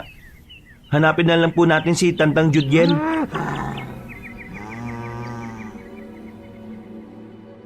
Dahil hindi namin alam kung saan talaga nakatira ang matandang ermitanyo, nagpasya kaming maglakad-lakad na muna.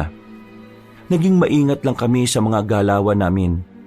At hindi kami gumawa ng ingay hanggang sa may maaninag kaming nilalang na naglalakad. Inisip namin na baka aswang na nagmamatsyag yun sa amin. Kaya inihanda namin ang aming mga sarili. Walang ano-ano, nalaman namin na si Tandang Judiel yun. Kaya agad namin siyang nilapitan. Ano ang ginagawa niyo rito sa ganitong oras? Alam ba ninyo na napakadelikado ng bundok na ito? Aktibo ngayon ang mga aswang. Nandito po kami para ipagbigay alam sa inyong nangyari sa kadugo ninyo. Binatay silang lahat ni Pinunong Eraldo at dinukot niya si Aladdin. Ano? Pinakialaman ng Pinunong Eraldo ang pamilya ka? Napakaulang hiya talaga ng aswang na yan. Kung nung una pa lang, pinatay ko na sana siya. Wala sanang magiging problema ngayon. Hinahanap nga po nila ang kampilan na nabanggit nyo sa amin. Ewan nga lang po kung ano ang gagawin nila ron. Bakit po parang kilala ka nila? May koneksyon po ba kayo sa mga aswang na yon? Ha? Wala. Ano naman ang magiging connection ko sa kanila? Kayo lang po makakasagot niyan, Tandang Judiel. Pero saka na natin pag-usapan ang bagay na yan. Iligtas na muna natin si Aladdin. Oo nga po, kawawa ang batang yun kung sakali. Napakawalang hiya talaga ng mga aswang na yon. Ang akala nila makukuha pa nila sa akin ang kampilan ni Mamay Supeng. Ano pong ibig niyo sabihin, Tandang Judiel? Halika kayo. Sumama na muna kayo sa akin. Alam ko na darating ang araw na hahanapin ninyo ako. Saan po ba tayo pupunta? Sa kuweba ko. Nandoon ang hinahanap nila. Ang kampilan ng ninuno naming babaylan. Pero hindi na yon isang kampilan. Bakit po, tatay? Basta, tara na. Bago pa man may makakitang aswang sa atin dito.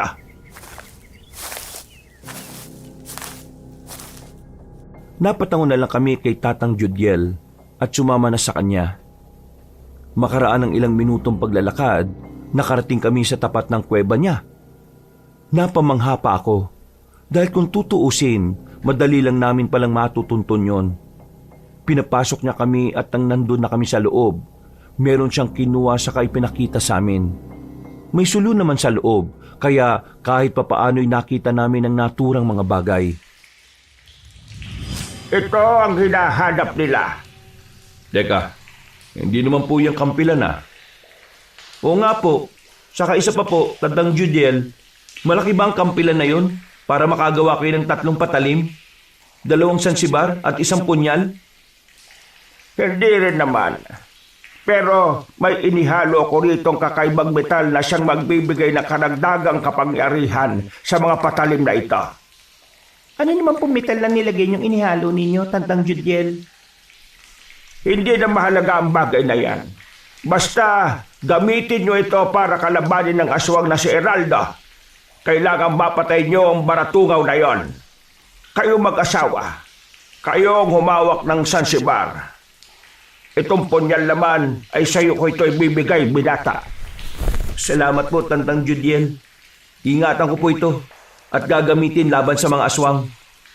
Teka po, ano po ba ang magagawa nitong mga patalim na ito sa mga aswang? Kapag naitarak nyo yan sa puso ng mga aswang, magiging abo sila ng kusa. Yan ang rason kung bakit gustong makuha ni Pinunong Eraldo ang punyal. Gusto niyang itapon yan upang wala nang maging hadlang sa mga kauri nila. Nang maiabot na sa amin ni Tandang Judiel ang patalim, kagad akong nakaramdam ng kakaibang enerhiya na dumaloy sa buo kong katawan. Napatitig ako kay Tandang Judiel. At sa hindi ko inaasahan, nakaramdam ako ng kakaiba sa kanyang mga ngiti. Nakita ko rin kung paano siya napatitig ng makahulugan kina Tia at Tiyo. Kaya nagduda ko sa kanya. Ganun pa man, hindi ko pinahalatang napansin ko ang ginawa niya. Tandang Judiel, hindi po ba kayo sasama sa amin? Ha? Ay, hindi na. Makakaya na ninyo ang mga aswang na yun eh. Pero iba pa rin kung masasamahan nyo kami. Apo naman po ninyo ililigtas natin Kailangan namin ng tulong ninyo. Pero hindi ako makakasama sa inyo eh. Mas mapapahamak lang si Aladdin kapag naroroon ako. Ho? Bakit naman po? Mapapahamak po. Paano naman po mangyayari ang ganun? Pwera na lang kung may ginawa kayo o pinaplanong hindi maganda. Basta. Mas makabubuti sa inyo kung kayo na lang ang pumunta ron. Magiging sagaba lang ako sa pagliligtas nyo sa aking apo. Kung gayon, sige, kami na lang ang pupunta ron. Teka, tama po ba na nasa bandang kanluran ng bundok na ito yung kuta ng mga aswang? Hindi ko alam kung naroon pa rin sila. Pero ramdam ko ang enerhiya ng baratungaw rito. Hala, sige na. Umalis na kayo at baka hindi nyo na maabot ang buhay ang apo ka.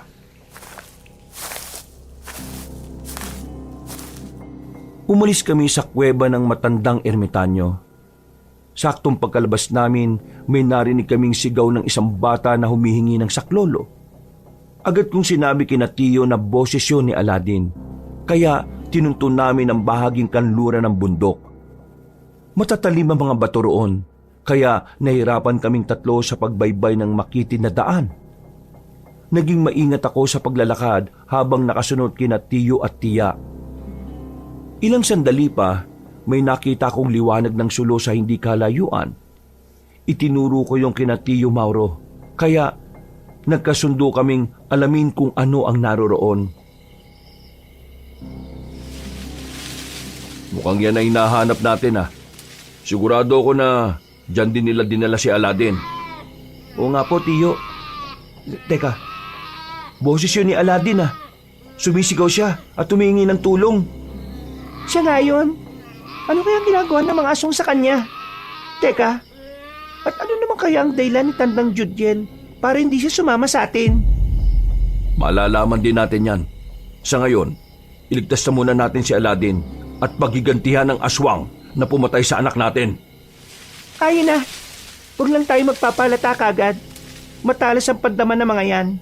Mas maigi kung maging maingat tayo sa mga galawan natin. Kapag nandyan na tayo, unahin nating iligtas si Aladdin. Saka na tayo makipaglaban sa mga aswang kung alam natin na ligtas na ang bata. Masusunod po, Tiyo Mauro. Paano kung may haharang sa ating mga aswang? Wala tayong magagawa kung hindi ang labanan sila.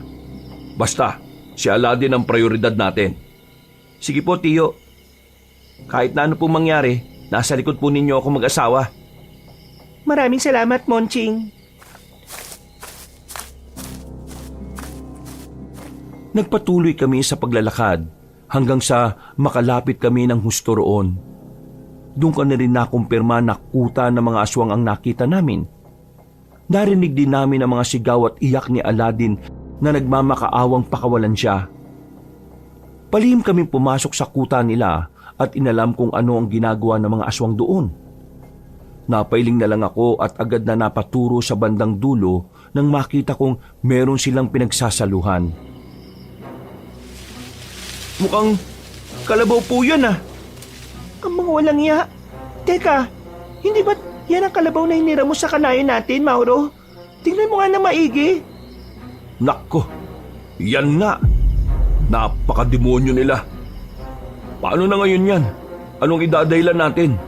Sigurado magagalit ang kanayo natin dahil sa nangyari. Napakahayop nila. Pati ang kalabaw na walang kinalaman sa nangyari, dinamay pa nila. Tayo na. Sugurin na natin sila at pagbayarin. Sandali. Akala ko po ba si Aladdin ang uunahin natin? Mas importante pa rin po ba si Tiyo? Oo nga, Mauro. Unahin na muna natin yung bata. Kahit kasi balik-balik na rin ang sitwasyon, hindi na ulit mabubuhay ang hayop na yan eh. Bayaran na lang natin sa kanayo natin yan. Oo, sige. Pasensya na't medyo nadadala ako sa galit ko eh. Tinago ko ng maayos yun eh.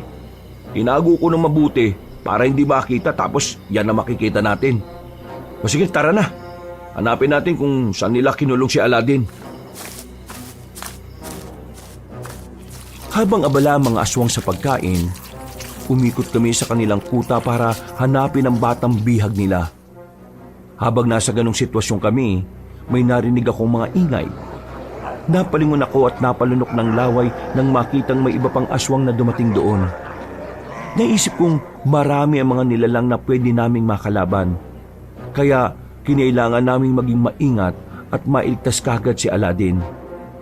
Nang may makita akong kulungan gawa sa kawayan, itinuro ko yung kina Tiyo. Naglakad kami palapit doon at nalaman namin doon nga ay kinulong ang bata. Kuya Monching, nandito kayo? Oo, Aladdin. Ililigtas ka namin. Anong ginawa nila sa'yo? Sinaktan ka ba nila? Hindi naman po. Pero ang sabi nila, kung hindi raw ibibigay ni Lolo ang kampilan kay Pinunong Eraldo, papatayin din po nila ako. Napakawalang niya talaga nila. Ang akala siguro nila, makukuha pa nila ang kampilan na iniingatan ni Tandang Judiel. Si Lolo po? Nasaan po siya? Ano po nangyari sa kampilan ng mga ninuno namin? Huwag mo nang asahan ng lolo mo. Nandito kami para iligtas ka. Alam, Monching, pakiputol ng tali sa pinto ng kulungan na yan. Sige po, Tiya. Ako na pong bahala. Monching, bilisan mo. Mukhang may paparating dito. Nandiyan na po sila. Mas mabuti po siguro kung magtago muna kayo.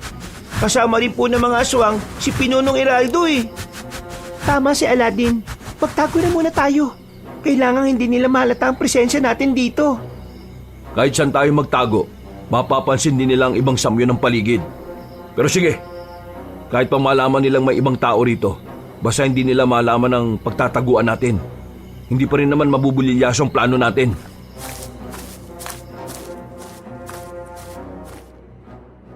Agad kaming nagtago nang marinig namin ang mga yabag na papalapit sa kinaroroonan namin. Saktong nakapagtago na kami nang makita naming lumapit sa kulungan ng 4 na aswang. Nang naroroon na sila, binuksan ng 3 aswang ang kulungan ni Aladdin at pumasok roon si Pinunong Eraldo. Bukas ng gabi, kapag hindi pa nakarating dito ang lolo mo para ibigay sa amin ang kampilan, lilitsuin ka namin at pagpipiestahan. Hindi mangyayari ang iniisip nyo. Pupuntahan ako ni Lolo at ililigtas. Diyan ka nagkakamali. Hindi ka na niya maililigtas. Pagkaapak palag na matandang yun dito. tsak nakukuyugin na siya at magtutulungan ng mga aswang. Pero ang alam ko, babalikan ako ni Lolo kasi mahal niya ako. Kung mahal ka niya, hindi sana niya kayo iiwan. Pinili sana niya kayo kaysa sa pagiging ermitanyo. Hindi ka niya mahal, bata. Hindi ka niya mahal. Hindi po totoo yan. Mahal ako ni Lolo. Kayo po hindi mahal ng magulang ninyo, aswang. Kung alam mo lang kung ano ang ginawa ng lolo mo sa angka namin. Siya ang dahilan kung bakit namatay ang mga magulang ko. Kung hindi lang sana niya itinuro ang kuta namin sa mga manunugis, hindi sana namatay ang buong angkan ko. Dapat lang naman siguro sa inyo yan Mga masasama kasi kayo. Nananakot at nambibiktima kayo ng mga inosenteng tao. Alam mo, dito lang din sa bundok na ito nakatira ang lolo mo Kaya malamang, alam na niya na hawak kita. Sige, ganito. Iibahin natin ang plano. Papakawalan ka namin at sasabahan ka ng 3 alagad ko para puntahan ang lolo mo. Ikaw na mismo ang kumuha sa kanya ng kampilang yon. Hindi ko gagawin ang sinasabi nyo. Hindi ko kukunin kay Lolo ang kampilan. Alam kong gagamitin lang nyo yun sa kasamaan Dahil mga masasama kayo. Kapag hindi ka sumunod sa gusto ko, papatayin ka ng 3 ito at pagpipiesta nila ang laban mo. Sige, nasa iyong desisyon, bata. Napalingon ako kina Tiyo. Napatango siya sa akin at hinintay namin kung ano ang susunod na gagawin ng mga aswang. Napahawak na lang ako sa minasbad ko't punyal nang makitang binuksan ng mga aswang ang kulungan. Inutusan ni Pinunong Eraldo ang 3 niyang kasama na hanapin ang tirahan ni Tandang Judiel. Kaya kinaladkad nila si Aladdin. Agad din bumalik si Pinunong Eraldo sa iba niyang mga kasama. Mukhang kailangan nating sundan ng mga aswang. Pagkakataon na natin to para iligtas ang bata. Sige, mas mainam nga yan ang gawin natin. Mas kaunti ang makakalaban natin sa pagsalba kay Aladdin at mas mabilis nating magagawa yan. Payag po ako sa kagustuhan nyo, Tiyo, Tiya. Pero kung dadaan tayo sa bandang harapan, baka po makita tayo ng ibang aswang. Gagapang tayo. Sa paraang yon, hindi nila tayo madaling mapapansin. Medyo mabato naman tsaka may mga damo. Mag-iingat lang po tayo. Pero kung sakali mang may makakita sa atin, kayo na lang po ni Tiya ang tumuloy sa pagliligtas kay Aladdin. Susubukan ko pong kalabanin ng ibang mga aswang para maantala sila. Sige, Monching. Tayo na at baka makalayo sila ng sobra sa atin. Mauro, mauna ka ng gumapang. Huwag tayo magpapalata Kahit na masakit ang mga bato, sinikap pa rin naming gumapang para hindi kami madaling makita ng mga aswang. Hindi kami tumigil hanggang sa muli kaming makalabas ng kuta nila. Nang matanaw na namin si Aladdin na kinakaladkad pa rin ng 3, naging mas maingat kami sa pagsunod sa kanila. Kalaunan, medyo nakalayo na kami sa kanilang kuta, kaya binilisan namin ang paglalakad. Ilang beses pang nagpupumiglas ang bata, ngunit binabantaan siya ng 3 na papatayin. Kahit na nagkukwentuhan kami, sinigurado namin na hindi kami maririnig ng mga nilalang. Kapag nakalapit na tayo sa kanila, hindi tayo magbibigay ng pagkakataon para makatakas pa sila. Kasabay ng pagliligtas kay Aladdin, papatayin natin sila. Paano naman po yung mga katawan nila? Baka po may ibang alagad si Pinunong Eraldo na makakita nun. Hindi nila makikita yon. Kung totoo man ang sinabi ni Tandang Judiel patungkol sa mga patalim na hawak natin, pues gagamitin natin ang mga ito para patayin sila dahil magiging abo nga sila. O sige, para makasiguro tayo na hindi talaga sila matatagpuan, tingnan natin kung hindi sila magiging abo. Ano pong plano nyo kina Pinunong Eraldo? Babalikan namin sila ni Agnes.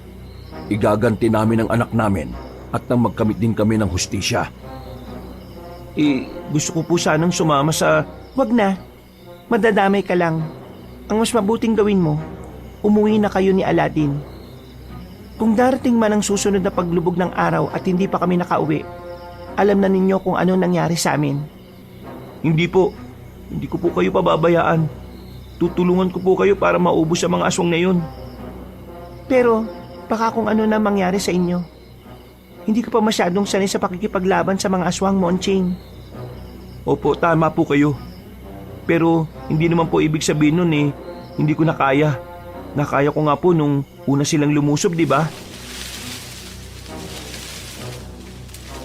Natigil ang pagkukwentuhan namin ng ilang dipa na lang ang layo namin sa mga aswang. Mas naging maingat kami. At nang makalapit na kami sa kanila, sakto ring humarap sila sa amin. Binitiwan nila si Aladdin at umatake sila. Nilabanan namin silang tatlo gamit ang mga patalim na ibinigay sa amin ng ermitanyo. Ilang beses mang sumubok ang mga aswang na sunggaban kami, ngunit nagawa namin silang mailagan. Nang magkaroon ako ng pagkakataon, inikutan ko ang nilalang saka itinara ko ang punyal sa bandang likod niya na katapat ng kanyang puso. Napalingon na lang ako kay Aladdin nang marinig ko ang boses niya. Ang galing mo talaga, Kuya Monching. Kahit na maliksi yung aswang na nakalaban mo, nagawa mo pa rin siyang maisahan. Ganun talaga, Aladdin. Maswerte nga lang ako at nagawa ko. Ha? Hindi! Tama nga si Dandang Jujel sa sinabi niya. Kuya, ang aswang, naging abo po sila. Oo nga, yan din ang sinabi sa akin ng lolo mo. Magiging abo ang mga aswang na matatamaan sa puso nitong punyal. Saka ng mga sansiban ni Natiyo. Teka, Kuya Monching, sina Tiyo at Tiya pala. Ayun sila nakikipagpambuno sa mga aswang at nabitiwan nila ang mga patalim nila. Teka, lalapitan ko muna sila tutulungan. Mag-iingat ka, Kuya Monching, ha? O sige na, huwag kang aalis dito magtago ka lang. Sumigaw ka kagad kapag may ibang aswang na lalapit sa'yo. Hindi ko na hinintay pa na makasagot si Aladdin. Nang makita kong inibabawan ng aswang si Tia Agnes, napatakbo ko para lapitan sila. Dinampot ko ang nabitiwan nilang sansibar at walang pagdadalawang isip na tinaga ang batok ng aswang. Nasugatan ko siya, ngunit mababaw lang ang naging sugat niya. Napalingon pa siya sa akin at nang akmang tatayo siya, agad ko siyang sinaksak sa dibdib. Napaungol na lamang ang aswang at makaraan ng ilang sandali, nasunog siya at naging abo. Napanganga pa si Tia at halos hindi makapaniwala sa nasaksihan niya. Ganyan din ang nangyari sa aswang na kinalaban ko. Dapat nga sa kanila yan. Natalo na rin po ninyo yung aswang na nakalaban nyo, Tiyo. Nauna ko kasing tulungan si Tia nang makita kong giyado na siya. Ayos lang. Nakaya ko naman patayin yung aswang. Nung una, medyo hirap ako. Pero nang magkaroon ako ng pagkakataon, ginamit ko yung sansibar at itinara ko sa dibdib niya. Mabuti naman at wala kang ganong galos, Mario. Ang akala ko kanina matatalo ka na ng aswang Malabo po mangyari yan, Tia. Mahina naman yung tatlong aswang na yun Siguro po, kung si Pinunong Eraldo mismo, baka talagang mahirapan tayo. Teka, ang pinunong aswang pala. Kailangan balikan natin ang kuta nila. Tatapusin natin ang nasimulan natin ito. Sige, bago tuluyang mag-umaga, kailangan na nagawa na nating mabigyan ng hustisya ang anak natin. Tutulong po ko sa inyo para mas mabilis natin mapuksa ang lahat ng mga aswang doon. Wala akong pakialam sa mga alagad niya. Ang baratungaw lang ang gusto kong mapatay. Magbabayad siya sa naging kasalanan niya. Tayo na. Baka pinasundan pa niya yung tatlong aswang at malaman nila ang nangyari. Monching, mas mabuti siguro kung dalhin mo muna si Aladdin sa kuweba ng lolo niya. Mas ligtas siya doon. Ayoko po. Mas gusto kong sumama sa inyo. Baka kung ano pang gawin ni Lolo sa akin Ha? Anong ibig mo sabihin, Aladdin? Si Lolo, dati siyang mirko ng mga aswang. Isa po siyang manggagamot nila. Pero naging traidor siya kaya kaming pamilya niya ang binalikan. Kung ganon, yung palang koneksyon na matandang yun sa mga aswang. Kaya pala ganon na lang ang galit nila. At tumiiwas din siya sa mga nilalang na yun. Ang ipinagtataka ko lang, bakit kaya ganun ang titig niya sa atin bago tayo umalis ng kuweba niya? Baka meron siyang binabalak. Hindi ko po alam kung mabait po siya o masama Isang beses ko lang din po siyang nakasama. Pero may naikwento po dati si tatay sa akin. Si Lolo raw ang naging rason kung bakit po naging mas mahina ang baratungaw at namatay ang iba niyang kalahi. Si Pinunong Eraldo ba, Aladdin? Opo, Siya na lang po natitirang baratungaw sa lahi nila eh. Nilason din siya ni Lolo kaya limitado ng kapangyarihan niya. Nilason? Paano naman niya nagawa yun, Aladdin? Hindi ko po alam eh. Basta yan po yung kwento sa akin dati ni tatay. Teka, sino bang tatay mo? Baka naman kilala din namin siya. Herman po ang pangalan niya, pero hindi na po siya umuwi sa amin eh. Ang nanay at ang mga tiyahin ko nang naging kasama ko mula nang umalis siya. Napatitig na lang ako kina Tiyo at Tiya. Naalala ko ang lalaking duguan na pumunta sa amin dati at napagtanto ko na katulad din ang sitwasyon niya kay Aladdin. Noong mga panahong yon, nagkasundo kaming bumalik sa kuta ng mga aswang. Dahil ayaw magpaiwan ng bata, isinama namin siya sa kondisyong magtatago siya at huwag magpapahuli sa mga aswang. Nung nasa labas na kami ng kuta ni na Pinunong Eraldo, narinig namin ang boses ni Tandang Judiel. Nasaan na nga po ka? Anong ginawa niyo sa kanya? Wala na. Malamang sa mga oras na ito, pinagpipiesta na siya ng mga alagad ko. Pupunta ka sana nila sa kuweba mo eh. Pero ngayon nandito ka na. Mabibigo sila. Mga walang hiya. Pati ang apo ko ay dinamay pa din niya. Magbabayad kayo sa akin. Ikaw ang dapat na magbayad sa mga kasalanan mo. Mga kasama, paligiran niyo ang matandang ermitanyong ito. Ay teka, nasaan ang kampilang hinahanap ko? Akin na muna ang apo ko at ipagkakalob ko sa inyo ang kampilan. Hindi. Mauna ka magbigay ng kampilan sa akin. At paano ko masisiguro na ligtas ka ang apo ka? Akala ko ba'y dinala siya ng 3 alagad pa? Huwag mo ko lokohin, Eraldo. Hindi kita niloloko, tanda. Nang mga sandaling yon, nagpasya kaming iwan na muna sa labas ng kuta si Aladdin. Nang masiguro namin na hindi na siya madaling makita ng mga aswang, muli kaming pumasok sa kuta nila. Saktong pagkapasok namin, nakarinig kami ng mga pag-angil.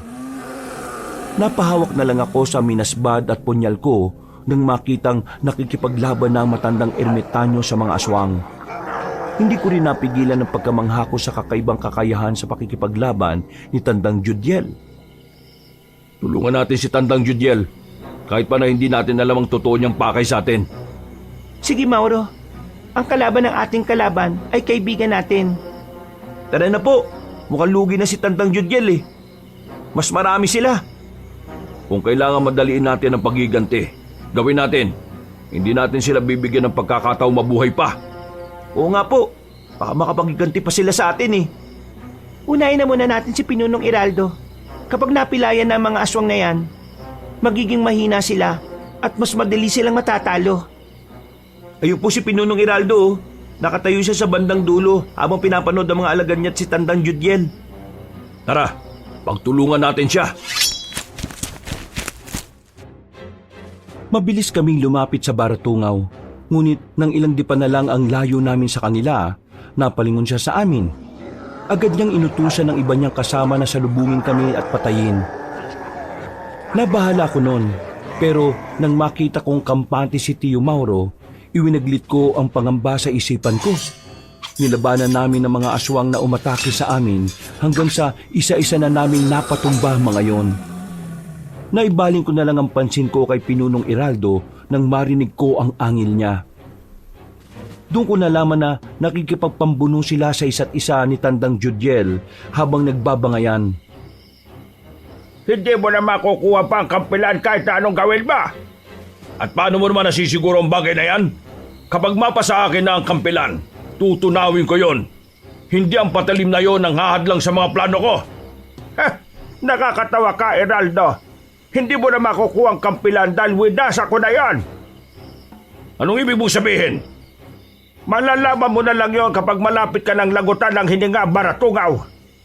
At kung nakita mo lang sana kung paano ko pinatay ang iba mong kalahi gamit ang kampilan na yon, malulubo ka talaga. Walang yaka, ermitanyo. Nagtiwala kami sa iyo. Pero anong ginawa mo? Tinraidor mo kami. Dapat lang din naman sa inyo yan. Walang karapatan dito sa mundo ang mga kagaya ninyo. Ikaw ang walang karapatang mabuhay, Tandang Judiel. Kayong dalawa ng apo mo!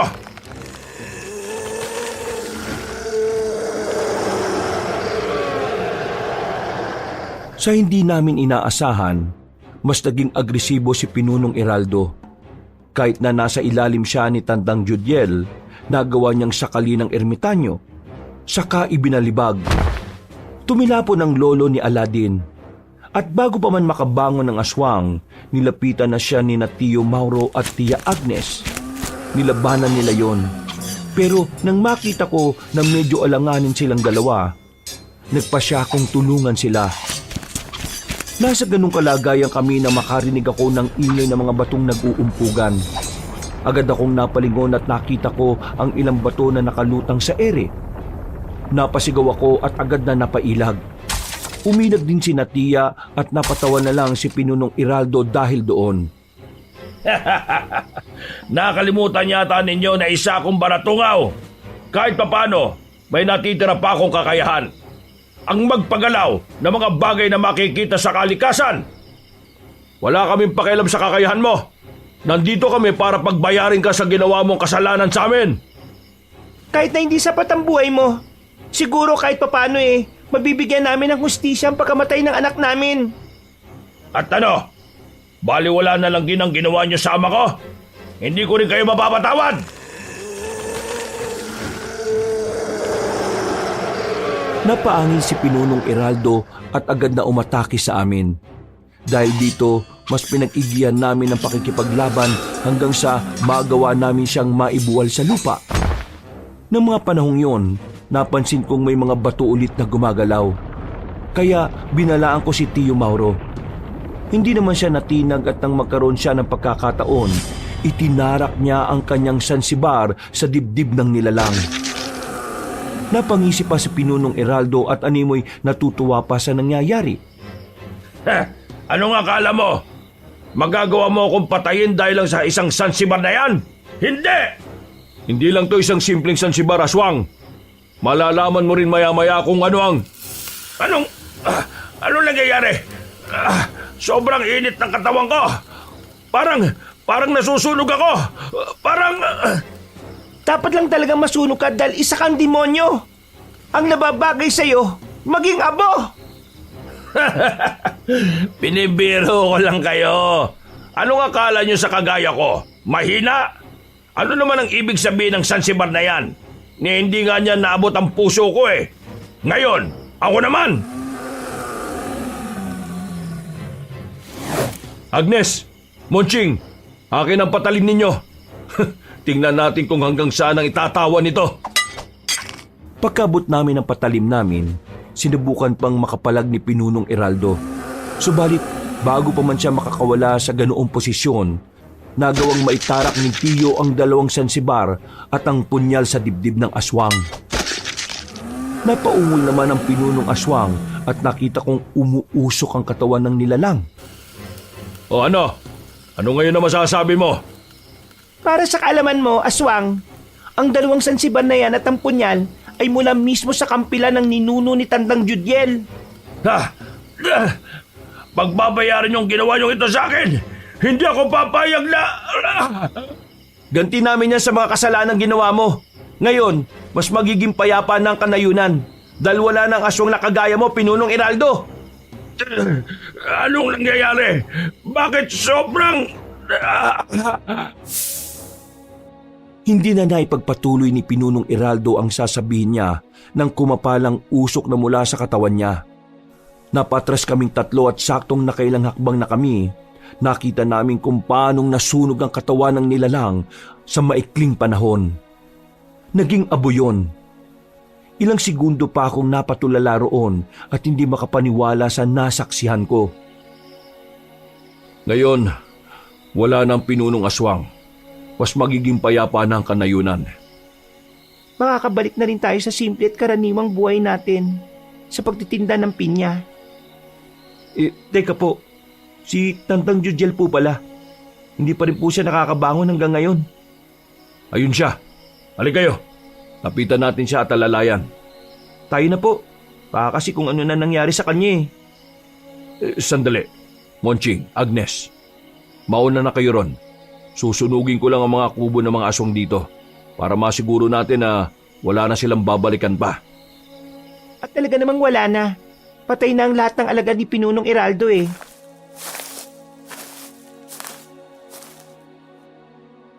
Nang mga panahong yon, nagpasya kami ni Tia na alalayan si Tandang Judiel. Pagkalapit sa amin ni Tiyo, nakasundo kaming puntahan na si Aladdin sa bahagi kung saan namin siya iniwan. Pagdating namin doon, nakita namin siyang umiiyak. Pero kumalma rin siya nang makita niya kami sa si Tandang Judiel. Itinapon na rin ni Tiyo ang kwintas na pagmamay-ari ng aswang na baratungaw. Ligtas po kayo. Salamat naman po sa Diyos at hindi niya kayo pinabayaan. Talagang hindi niya kami pababayaan. Isa pa, nagtulong-tulong kami para maubos sa mga aswang na yon. Aladdin, apo ko, patawarin mo ako sa pagkukulang ko sa iyo. Hindi sana kita iniwan at sana pinili ko na lang na mamuhay ng normal kasama kayo. Oh, Aladdin, ang lolo mo oh. Ayos lang po yun, Lolo. Hindi ko naman po kayo masisisi. E ano na ngayon ang plano ninyo? Gusto ko sana, kung ayos lang sa inyo, iiwan ko ang apo ko. Ayaw ko matulad sa akin ang kapalaran niya. Iiwan na naman po ninyo ako, Lolo. Para rin naman yun sa iyo, apo. Ayaw ko mamundo ka rin kagaya ko. Mahirap ang buhay rito. Hindi mo rin alam kung ano ang magiging kahinatnan mo rito. Ayos lang naman po sa amin kung sa amin po siya titira. Para naman meron kaming bata sa bahay. Ewan ko lang po kung payag siya, Tandang Judiel. Kung payag siya. Pumayag ka na, Aladdin. Bibisitahin ka naman ng lolo mo sa amin eh. Hindi po ba, Tandang Judiel? Ay, oo naman. Palagi kitang bibisitahin, Aladdin. Kalaunan, pumayag na rin si Aladdin na sa amin natitira. Kahit papaano, natuwa naman ako dahil nagkaroon ako ng madalas na kakwentuhan. Noon din, ipinaliwanag ni Tandang Judiel ang lahat ng nangyari at mga bagay na gusto naming malaman patungkol sa kanya at pati na rin sa mga aswang. Nalaman ko rin na ganun na lang ang pagtitig niya kina Tiyo noong pumunta kami sa Yungib dahil nakita niya ang mabagsik na aura ng mag-asawa. Inilahad na rin ni Tia ang totoo nilang pagkatao sa ermitanyo. At nangako naman si Tandang Judiel na tutulong siya sa amin kung kailangan namin. Ano bang oras, pwede kayong bumalik dito sa bundok. Basta ipangako nyo lang sa akin na aalagaan nyo ang apo ko. Pangako po, Tandang Judiel. Aalagaan namin si Aladdin at ituturing namin na parang tunay na naming anak. Maraming salamat talaga, Mauro. Matanda na ako. At kung isasama ko pa siya sa pagka-ermitanyo ko, baka hindi niya kayanin. Sanay siya sa kapatagan at hindi ko alam kung magagawa niyang makapamuhay rito. Huwag po kayo mag-alala. Mamahalin po namin si Aladdin. Total naman, nasa amin na rin siya nakatira. Pangako, mas mamahalin pa namin siya. Salamat. Ang mga patalim pala ninyo. Ingatan nyo yan, ha? Darating ang araw na kakailanganin din ninyo ulit yan. Kung kailan, yan ang hindi natin alam.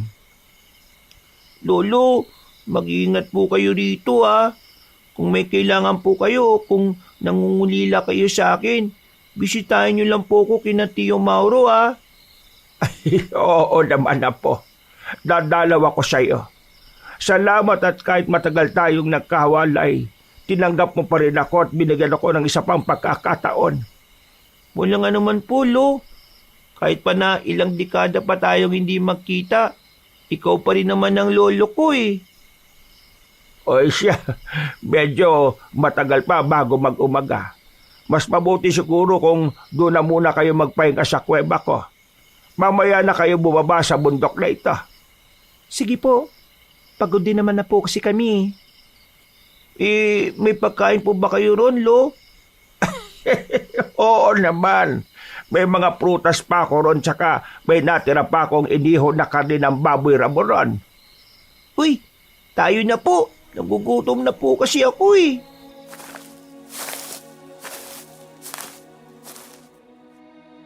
Bumalik nga kami sa kuweba ni Tandang Judjel para kumain at magpahinga, Kabanong.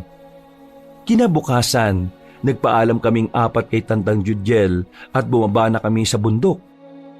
Pagka-uwi namin sa bahay namin, marami ang mga taong nag-uusisa kung ano ang nangyari. Humingi na rin kami ng pasensya sa kanayon namin at minabuti ni Tiyo na gamitin ang ipon nila para mabayaran yon. Magmula noon, permanente na rin tumira si Aladdin sa amin. Ilang beses ding nakabisita sa bahay namin si Tandang Judjel at nang naging mahina na siya, nagkasundo kaming doon na rin siya sa bahay namin patirahin. Maraming salamat po sa inyo ha. Siguro, kung hindi niyo po ko kinupkop, hindi ko po alam kung saan po ako pupulutin eh. Masaya kami na dito ka sa amin tumira, Aladdin. Mas nagkaroon ng buhay itong bahay. Isa pa, nagkaroon din kami ng katuwang sa pagtitinda ng pinya. At siyempre, nagkaroon din ako ng barkada. Halos magkasama na tayo kahit saan pumunta eh. Teka, ano kaya kung palakihin natin ang negosyo natin? Ano pong ibig niyo sabihin, Tiyo? Ano kaya kung magtayo tayo ng mas malaking tindahan? May kakilala ako sa bayan na may pinaparentahang pwesto eh. Eh kung yan ang mas makabubuti para sa atin, yan ang gawin natin. Total naman, mas marami ang magiging suki natin doon. Kung ano po ang pasan niyo, Tiyo, yun po ang masusunod. Basta ako, tutulong po ako sa inyo kahit na ano pa man na mangyari. Ako din po, nakahanda po akong tumulong sa inyo, Tiyo, Tiya. Maraming salamat sa inyo. Balang araw, kapag mas lalago na ang negosyo natin, mas magiging malaki rin ang parte ninyo. Basta, Aladdin, mag-aral ka na mabuti ha. Huwag po kayong mag-alala, Tiyo. Hindi ko po sasayangin ang pera ninyo, lalo na po ang tiwala na ibinigay nyo sa akin. Balang araw, makakabawi din po ako sa inyo. Hindi na importante ang bagay na yan. Mas magiging masaya kami kapag nakita ka namin na asinsado na. Basta sa susunod, ilibre mo rin ako ha. Oo ba? Basta ikaw, Kuya Monching. Nagtayo nga sina Tia at Tiyo ng mas malaking tindahan sa bayan namin, Kabanong. Kagaya ng nauna naming pwesto, nagkaroon din kami ng maraming suki. May mga mayayaman kaming parokyano na napapadalas na ng pagbili sa amin. Kahit papaano, unti-unti na ring umangat ang kabuhayan namin. Minabuti ko ring mag-aral noon kahit hanggang high school lang. Kalaunan, ang mag-asawang tindera ng pinya ay naging isa sa pinakamayaman sa aming bayan. Sa kabutihang palad, hindi na rin kami nakaranas ng pag-atake ng aswang at minabuti naming ilihim ng tuluyan ang patungkol sa totoong pagkatao ni Tiyo Mauro. Mga kabangers, mga kayanggaw, kabaanong po uli. Maraming salamat po sa muling pakikinig sa aming magandang kwento. Kung nagustuhan niyo po ito, huwag niyo pong kalimutang mag-comment at pindutin ang like button ha. At syempre kung medyo nabitin po kayo sa ating kwento ngayong araw, meron pa tayong isang channel, ang Pamela Clamil Channel. Doon puntahan niyo po at magaganda rin po mga kwento doon. At kung maaari din lang po, mag-subscribe na rin po kayo at pindutin ang notification bell para lagi po tayong nanonotify pag may mga bago po tayo mga kwento doon. At syempre, mag-like at comment na rin po kayo. Hanggang sa susunod na mga kwento, wakas!